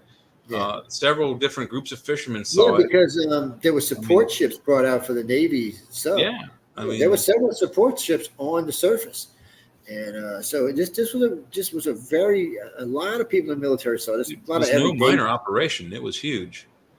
And then, of course, they left. Oh, you're talking about Ketzberg. Ketzberg's different. That's the Acorn. Yeah, I don't think Ketzberg was alien. I think Ketzberg was either ours or the Russians. I'm not sure. It could have been a Russian thing. It could. The speculation was also that it might have been Die Glocke from Nazi Germany. Could have been that too, of some sort. But who knows? It was. Well, no. First off, it just didn't look alien. There was something about it that gave me the feel that it was terrestrial. It's essentially acorn shaped. I mean, why would you make an acorn if you didn't have acorns on your planet? You wouldn't know that shape. Yeah, it was weird. Well, a lot of people just think it was a satellite, either ours or somebody else high end doing something. God only knows it wasn't supposed to be. It's very advanced. So what was it? 67? Yeah, it was very advanced for the time. Yeah, but no, they went in and retrieved it. And that's another thing. They open retrieved it. Why did they use like a covered car or a box truck? For some reason, what happened in the story of that is they used a flatbed truck and they tarped it. They put a tarpaulin over the top of it. Yeah, I know they put a tarp on it, but somewhere down the road, one of the bungees snapped and they could be seen going down towards the highway. And many people in the city saw it leaving and heading towards the highways. Yeah, but that's what I'm saying. Why not use a covered vehicle, a hard cover? And yeah. They may not have been aware of how big or how small it was. So it was. They really, really seemed like it just seemed like there was military. Well, no. First off, there was no military people. No, I don't know, guys. It just even the locals. A lot of locals said it felt more ours than or something terrestrial than some extraterrestrial. They talked about the way the people acted. That there was a sense of secrecy, but not the kind of secrecy you would expect around an alien. I mean, if it was ours, they might not necessarily have put a tarp over it or used a box truck, but No, if it was ours, and if it was secret and it was ours, they wouldn't. Because people don't realize this, but we had a lot of shit flying around. We still do have a lot of shit flying around that's top secret that no one knows is up there except for the people who put it up there. Well, and there's also over 100 million pieces of debris floating Yeah, around. there is a bunch of that shit. Yeah, you see, they found another piece of the shuttle in Australia the other day. Oh wow! And then somebody found one of the engines for the shuttle, looking for something else. No, this is the one of the shuttles that exploded. The one that was a Challenger that exploded and went into the water. But one of them crashed over the. Challenger exploded on the way up, and the other one exploded on the way down. But one came over the country, exploded, so the parts were going. It blew up over Australia. It blew up on its way down, and I think Skylab it blew up over Australia as well.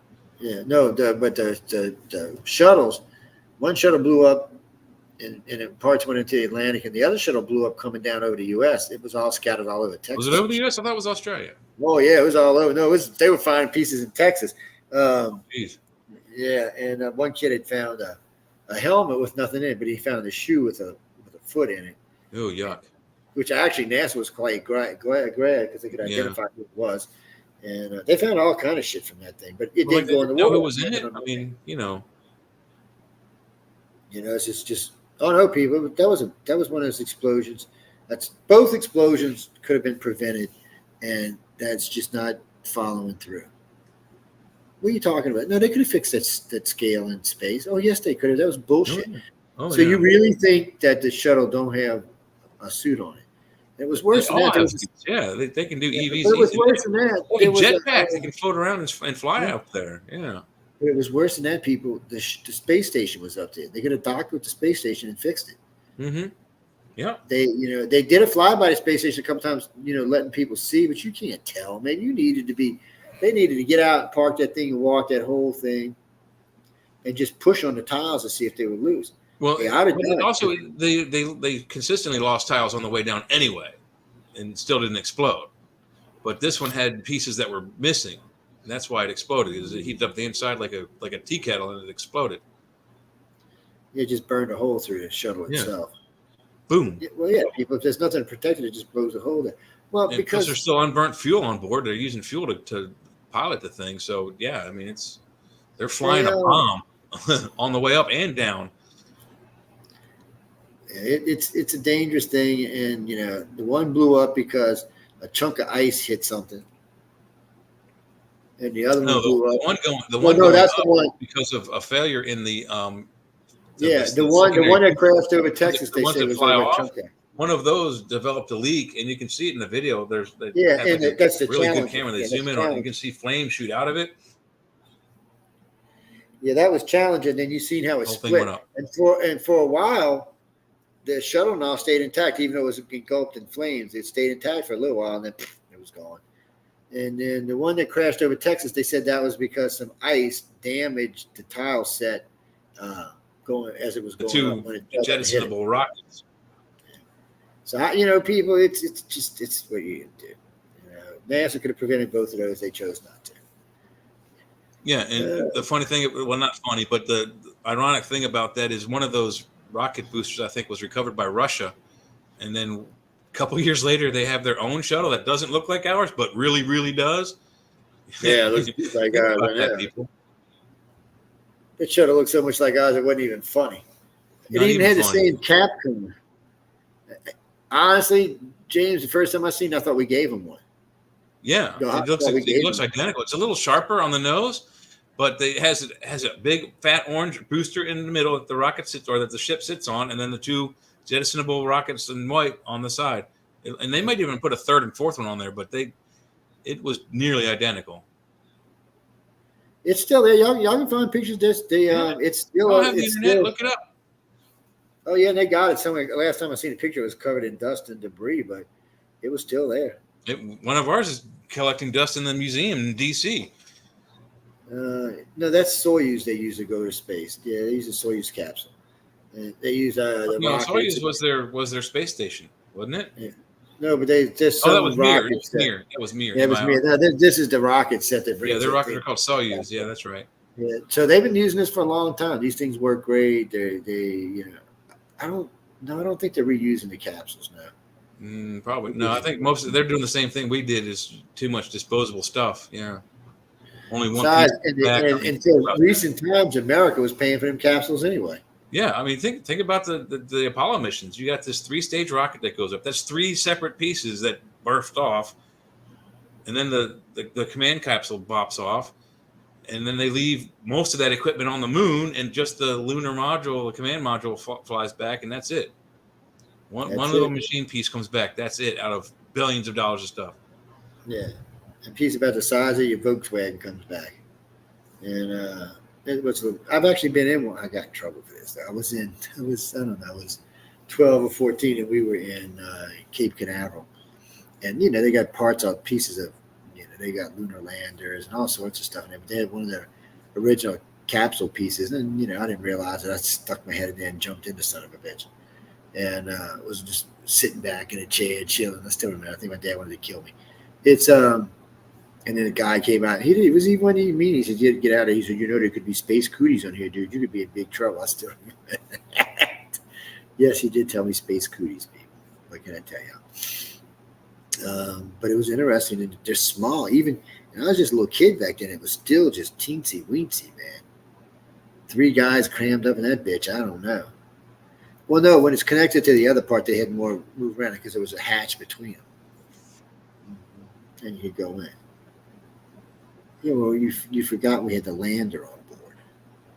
That's what he was just talking about. When the lander comes back, so we leave half the lander on the moon, and a piece of the lander goes back and docks with the command module, and then we just leave it in space. Well, we keep it on for a little while for fuel and stuff, and then we kick it off and haul ass back to Earth.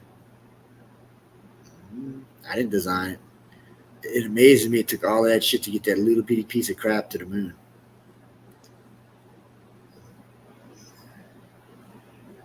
What are you talking about? I know we can talk disclosure all day, but the problem is I haven't seen anything that these guys said that's going to push disclosure. So what? The Crush guy is going to go behind doors and he's going to go do interviews and say, "Oh, I said all this stuff that's going to change the world." Of course, nothing's going to happen. Well, nothing's happened yet. Oh, he does kind of look like Stephen Greer. I know. Stephen Greer from the lip down looks like Thanos. Like Thanos? Yeah, he's got these big weird teeth. He's like, I don't know. You have to see the video. He looked like Thanos from the face down, from the nose down. I don't trust him as far as I can throw him. You give up a great career as a surgeon in New York hospital to chase UFOs. Well, how are you making a living? Yeah, but did he give it up or was he forced out? I don't know. That's a good question. Yeah, that's a good question. But still, these days he makes his living off of what? Ufology. Yeah, and he charges per lecture, $5,000, $10,000, whatever. Yeah. Plus he charges. He does these retreats where he brings you out to a place where you have a spiritual connection with ET. I think that was it used to be $3,600, but it's inflation now, so they probably went up. $7,000. Yeah. Well, UFOs can be playful, and they can respond to contactees. Yeah. Sometimes they'll move for them and make shapes for them and all kind of fun stuff. But, one of the reasons, and so you see Crush has never seen a UFO. These 2 Navy guys have, but Crush hasn't. And you want to know why, right? Because only contactees see UFOs. You don't have to take my word for it. I can prove it. It's not even hard to prove. So here's a couple of cases for you. You ever heard of Arizona? It's a little place in Phoenix, in Arizona called Phoenix. Y'all ever heard of that?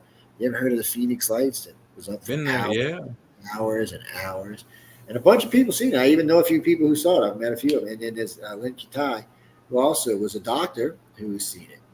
And see, I can see why it changed Lynn Kitai's life because she experienced it. Greer did. It didn't just go over the whole of Phoenix. It finally, I think the last time it was observed was going over Albuquerque. Yeah, so it went. That's a long flight and really slow. I mean, like less than 25 miles an hour, something like that. It was slow for a while, and of course the military said it was flare. It was a flare thing over. Yeah, flares don't go that way. Flares go this way. This is the real question. Alexa, How many people live in Phoenix? According to the 6 million? 2020 census, the population of Phoenix is 1.61 million people. Okay, 1.5 million people live in there. Okay, so that's just in the city. Now that's not the suburbs now, so it's probably closer to 3 or 4 million. But Yeah. so why did only a handful of people see this thing? It was on the news, and only It wasn't just a handful. There were hundreds of reports. I mean, yeah, no, that's a handful out of 2 or 3 million. The most reports we can find anywhere is around 1,500 out of a population of 3 million. And it's worse than that because the news had actually heard about it and was running the story on the news while the damn thing was doing it. And it's still, people were going outside and not seeing it.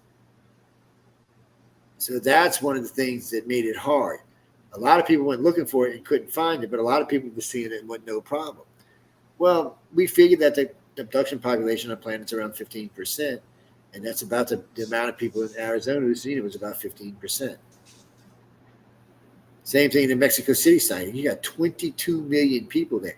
Close to a million people reported saying they saw a UFO, but why didn't the other 21 million people see it? And that's another one where Hamid Massan was at, and there were other people there. The mayor of the town was there. The police chief was there. The fire chief was there.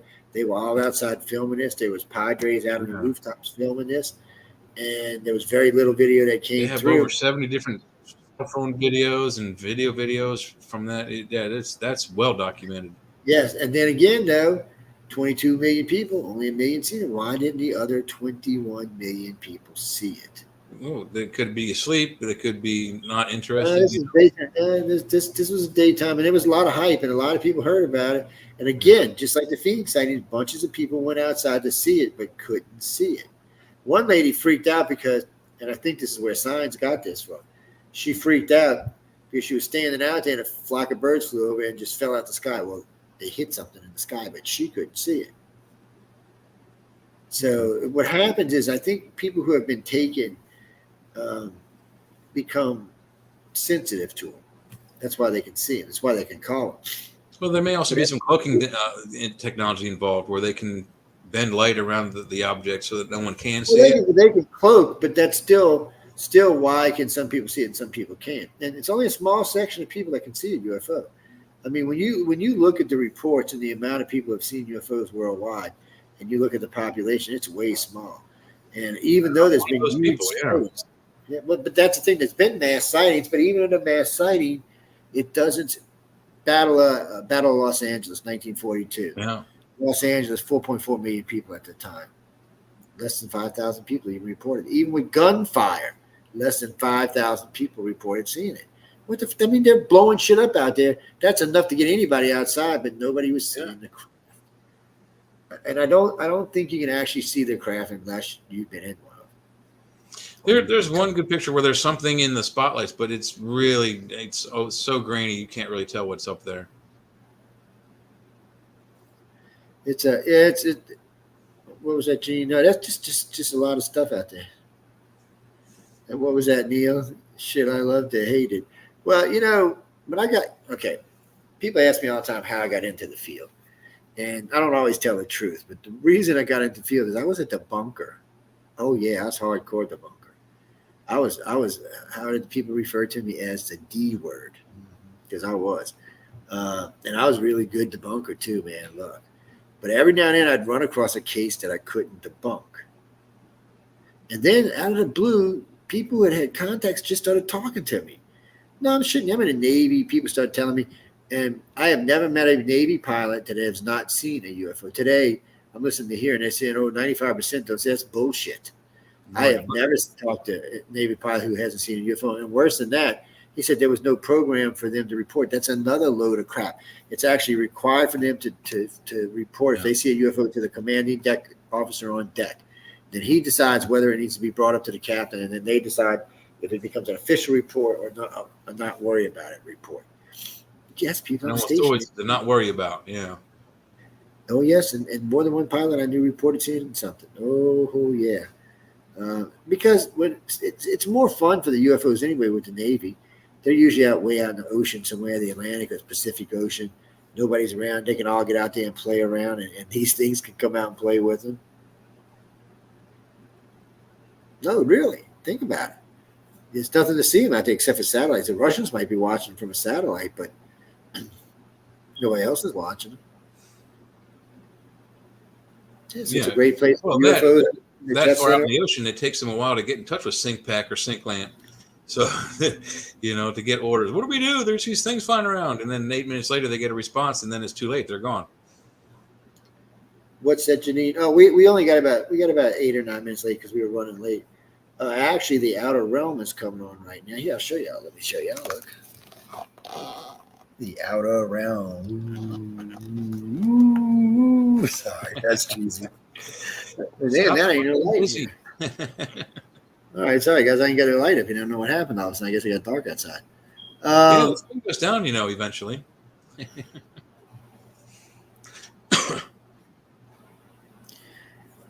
Well, there's so much of the information out there. There's so much stuff to look at. There's so much stuff to try to learn about. There's so much stuff to try to understand. It just makes it tough. And there's a lot of the information is so conflict. There's so many conflicts within the information. Like I said, over the years I've looked at it. The information says the alien grays are good, the alien grays are bad, and the same with the reptilians and the Lyrans and the Pleiadians and you name it, whatever group it is. It seems that they have some good and bad halves to them, and which one is the worst one we're going to get? Are we going to have the bad guys take control? And it's up in the air. Yeah, I'm just waiting to see, how this is all going to play out. All these, Chris, I'm not so much worried about that. I mean, unless ET comes down and blows up the planet tomorrow, I'm not really worried about it. And if they blow up the planet, I'm not really worried about it anyway because we'll be freaking dead. Yeah, we'll be gone. Yeah, no more bills. Thank you, Holly. No, I'm not wearing a tie tonight. No, because it's hot. Yes, it's hot down here. Yeah, we've been 100-degree days every day now for about a week. It makes it feel like somewhere around 112, 114. Because we were up near the 90s.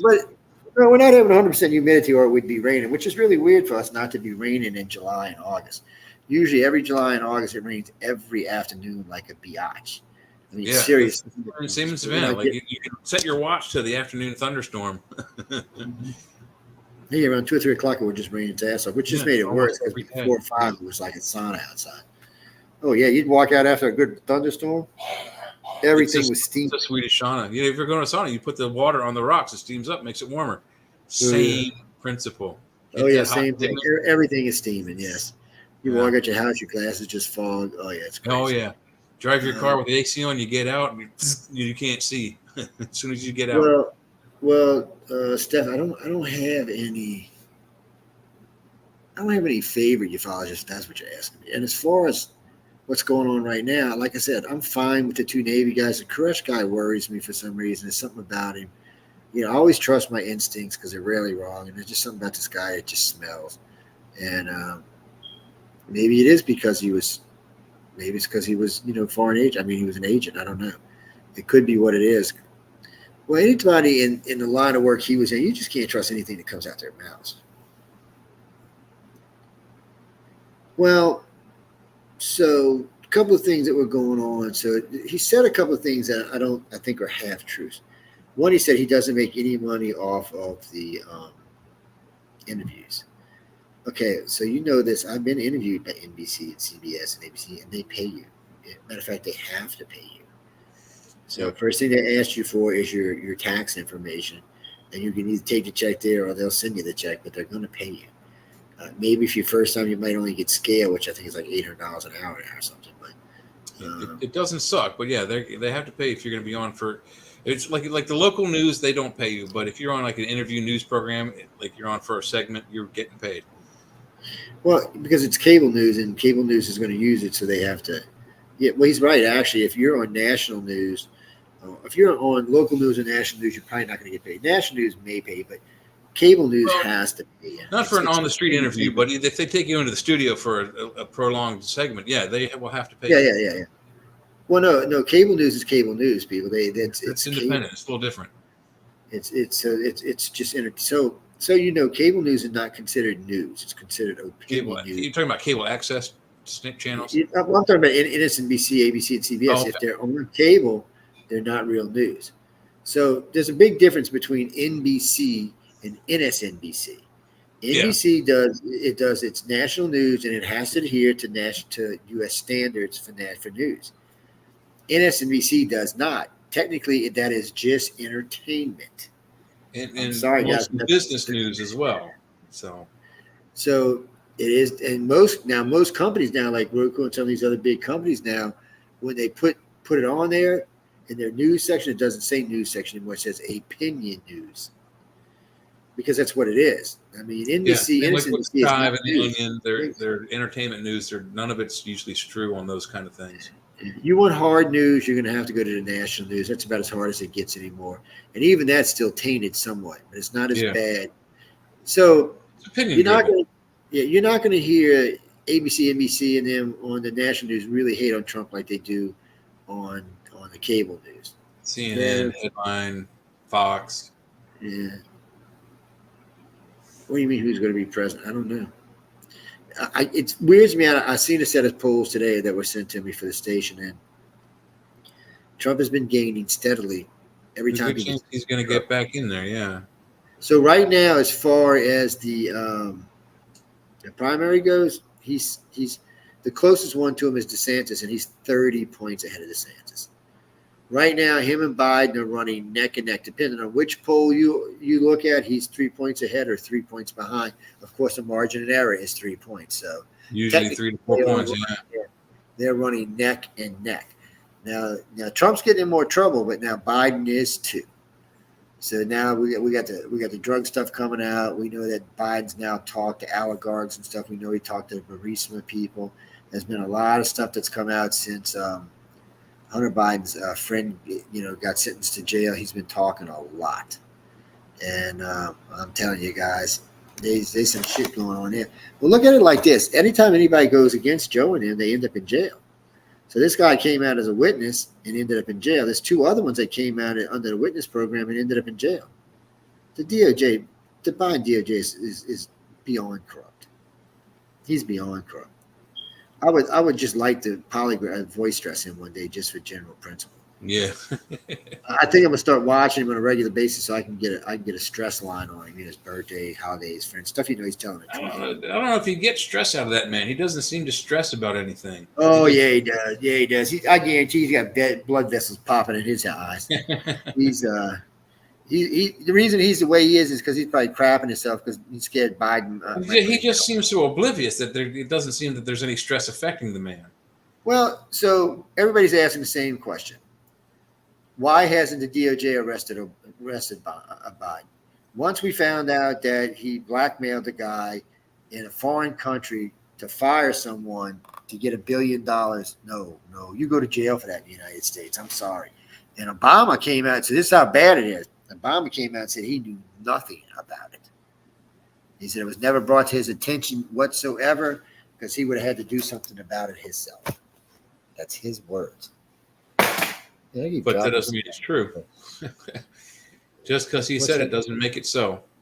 Yeah. So, yeah, that's the other problem. So anyway, we now have a sitting president who admittedly blackmailed somebody to get them to do a favor for him. What do you mean, Jack? No, Jack. Let me explain what actually went on here. So, Obama gave the Ukraine $1 billion for whatever $1 billion reason he gave it to him for. Well, come to find out a little while later that Joe Biden's son, Hunter, was being investigated for being attached to Burisma. So the guy was investigating. So a couple of months after that, while this guy's investigating him, Biden comes to the Ukraine and says, okay, you're not getting $1 billion unless this guy's fired before I leave. He said, I'm leaving in 6 hours. If the guy's not fired, you're not getting $1 billion. And the guy told him, well, Obama said, we'll call Obama and see what happens. He said, so right then and there, he even put Obama into this when he said that. And then, of course, before he left, this guy was fired. Wow. So he coerced somebody with money. I mean, dude, you go to jail for the United States for that. So I want to know why the Democrats aren't all up in arms. Why they're not? Because now they can't deny it. Now See, they tried to deny it, but now it's coming out in his own voice. There ain't no denying it anymore. So everybody's doing the same thing. Why is it? So the Republicans are going to impeach him over it, and so he's going to get hurt going in to the election. And I just don't know. This is what's so funny to me. We may end up either president we may end up with may definitely be under scrutiny because you can't indict a sitting president. So if Trump wins and makes it to office before they can prosecute him, there's nothing they can do to him. And by the time he gets out of office, statute of limitations will be gone. Or he can pardon himself. Either way, Yeah. they're screwed. It's I don't know. And I don't think and if he does a good job, the country's not going to put up with somebody going after him. It's so it seems like for the liberals, every time they attack Trump, it bites them in the ass. Even with Russia. Remember Russia, which of course we found that all was a lie. And the more they talked about it, the higher Trump's going up. Now it's doing it again. I would think at this point you would have learned your lesson and figured a different way to do this. Yeah. But they got to do something because so first they've got the Trump stuff, and the DOJ case came out with 4 indictments for Trump for Jan 6. Which everybody's like, wait, let me see. You're the Department of Justice for Biden, and you're going to try to impeach a sitting president. Indict a former president.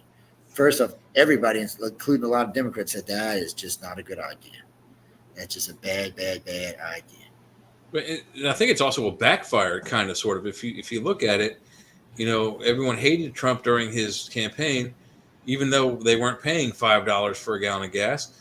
And then when he gets out, they all got mad at him for trying to reverse the decision that he lost the election. Well, so what? Boo-hoo.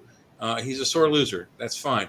But yeah, like he's the only president that was a sore loser. Yeah, he's not. So I mean, so what? He made a big stinky, and now you're trying to indict him over that? I mean, that's just all they've done is put him back in the limelight. They've paid for his presidential campaign advertising by putting him in the news every day for this stupid indictment. And then there's another problem because America's a little upset now because we had 2 years of BLM ranting and raving under Obama and 2 years under Trump, and nobody went to jail. I mean, people died. I think there was 100 rapes, 14 deaths, something like $18 billion worth of damage. So they go to the White House. Black Lives Matter, right? Yeah. So they go to the White House, kick in the door. Nobody gets killed except the guy that had the heart attack, and that wasn't on them. So remember in the beginning, they were saying they killed all these people. Jan 6 didn't kill anybody. Come to find out. And then we found out for sure, at least 4 of the people encouraging were liberals from a different group. But yet somehow, and they got the one guy, they got him on video, but somehow he's not being prosecuted. Yeah, the guy with the horn cap. Stinks. This just stinks. And so because Congress got a little scared, people are going to go to jail now. But while they were ranting and scaring everybody in the country, well, that's fine. Not only was it fine, the Democrats were bailing them out of jail. So I don't know why America puts up with what it puts up with. Look, I got a lot of friends that are liberal, and I look at them sometimes and say, dude, come on. I know the Republicans are bad, but look, not like this. This is pathetic. I mean, y'all have gotten to be the most disrespected party on the planet, not just in the country. And you can say, and they think if you say it enough times, it makes it right, but it doesn't. And America's just not looking, no one. When you poll most Americans, they think the Jan 6 is bullshit, like 80%.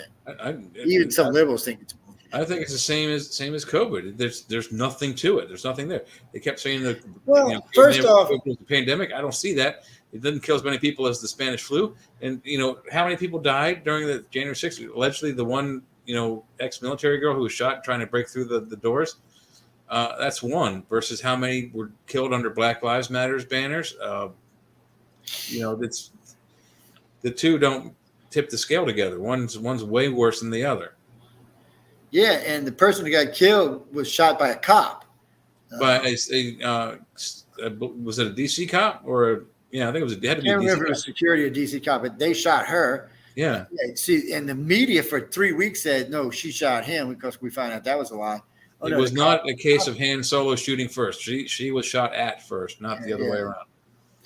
And then no, the cop you're talking about, the other person you're talking about had a heart attack. Yeah, nobody killed him. And then one of the other break-ins got his head bashed in with a fire extinguisher by a cop. Yeah. So, I'm thinking, wait, we're down here. So we're not going to ever get the truth because the liberals, do you think that liberals are going to ever put out both sides of the story? No. And then they got a liberal judge to prosecute these people so they could get major. The whole thing is a fraud. And if it's not bipartisan, it shouldn't be allowed. It's not bipartisan. I don't believe it. It definitely sounds democratic, and it was all in an attempt to smear. It's a mud smearing campaign for Trump. That's all they're trying to do is put more mud on the guy's face. The only bipartisan they had on there was what's her name? What's his name's daughter, and she lost the election. So she's gone. Cheney's daughter. Yeah, Darth Cheney's daughter was on there. Obviously, she doesn't come from him because he's Darth Cheney, and I can't see him not backing Trump. I just don't get that. That don't even make any sense. That is Darth Cheney. That's who Darth Cheney was when he was Reagan. Was Trump? Shit, everybody's scared of Darth Cheney. That's what. What was his famous line? He's like, "I'm in charge here," or something like that during the Reagan administration. Bush. I don't know. Bush, yeah, but still, he was. We call him Darth Cheney. I mean, right in the middle of administration, he goes and gets his heart ripped out, gets a transplant, comes back to work. It was a pig heart, wasn't it? I think it was, and he's still alive. Human heart transplanted into the man, and the man's still alive even today. Yeah, and he shot one of his friends in the face. Yeah, with a shotgun. Man, look, you don't. That's not fake. That actually happened. Yes, you don't mess with Darth Cheney. Yes, I thought of Deliverance when I heard that. Like he had a guy running around like a pig on the ground, shot him. It was allegedly during a cleaning accident, but whatever. The gun went off in his friend's face. Yes, he was probably sitting there. Guys probably arguing. He said, "You gonna keep arguing?" He said, "Yeah." He said, "Yep." Oh, guess what you did? And actually, he didn't even die, did he? He didn't die. No, he's still. He so remember the guy took up for him. Yeah, no, it was crazy. Oh, no, it was crazy, people. No, but we got to go because the girls are on, as y'all can see. They have Bill Bean with them on tonight, Miss Amelia and Miss Michelle DeRoche. And Michelle looks a little antsy tonight. That's because we're eating into her time. She might be. She's probably cussing me. She's probably sending me psychic message. You bastard, get out of my airtime. Get off the air, Joe. But she's on the radio side. This like Roku and all takes over because that's why she's on Roku. We get kicked out of it, so they can't see us no more. We're just here. And see people. You gotta know Bill Bean. Look, let me show you if we get up here. There's Bill Bean. There he is. All right. And y'all like it up here. What I'm doing is up here, but no, we'll put a big screen in the back so we don't have to do this. Or maybe we'll use something else. But we got to go, guys and girls, because I got to go eat. And then I still got to put archives up and get ready. Yeah, I got a Salisbury steak waiting on me downstairs. Yes, Jay, thanks for coming, hanging out, guys and girls. Yeah, no problem. Keep disclosure going. I mean, disclosure is a good thing. Just pay attention to what the witnesses are saying, and don't get snowed in by organizations like MUFON who are just going to follow whatever the government tells them. And don't get your hopes up because I don't think they're going to reveal everything. Because like we said earlier in the show, it's so compartmentalized. There's so many different departments that have this bit and that bit. We may not get the whole story ever. You never know. We may get part of it here and there over the decades, but I'm not that optimistic. Me either. Neil, thanks for coming hanging out with us. Jenny and the Grain over there and Messenger, thanks for hanging out with us tonight. Any moans, groans, bitches, or complaints, write to Michelle DeRoche. She loves y'all's complaints. She does. She loves y'all's compliments too, but complaints are good, Say, hey, Michelle, I didn't like your alien. Anyway, good night, everybody. We'll see y'all Friday night. Stay out of trouble.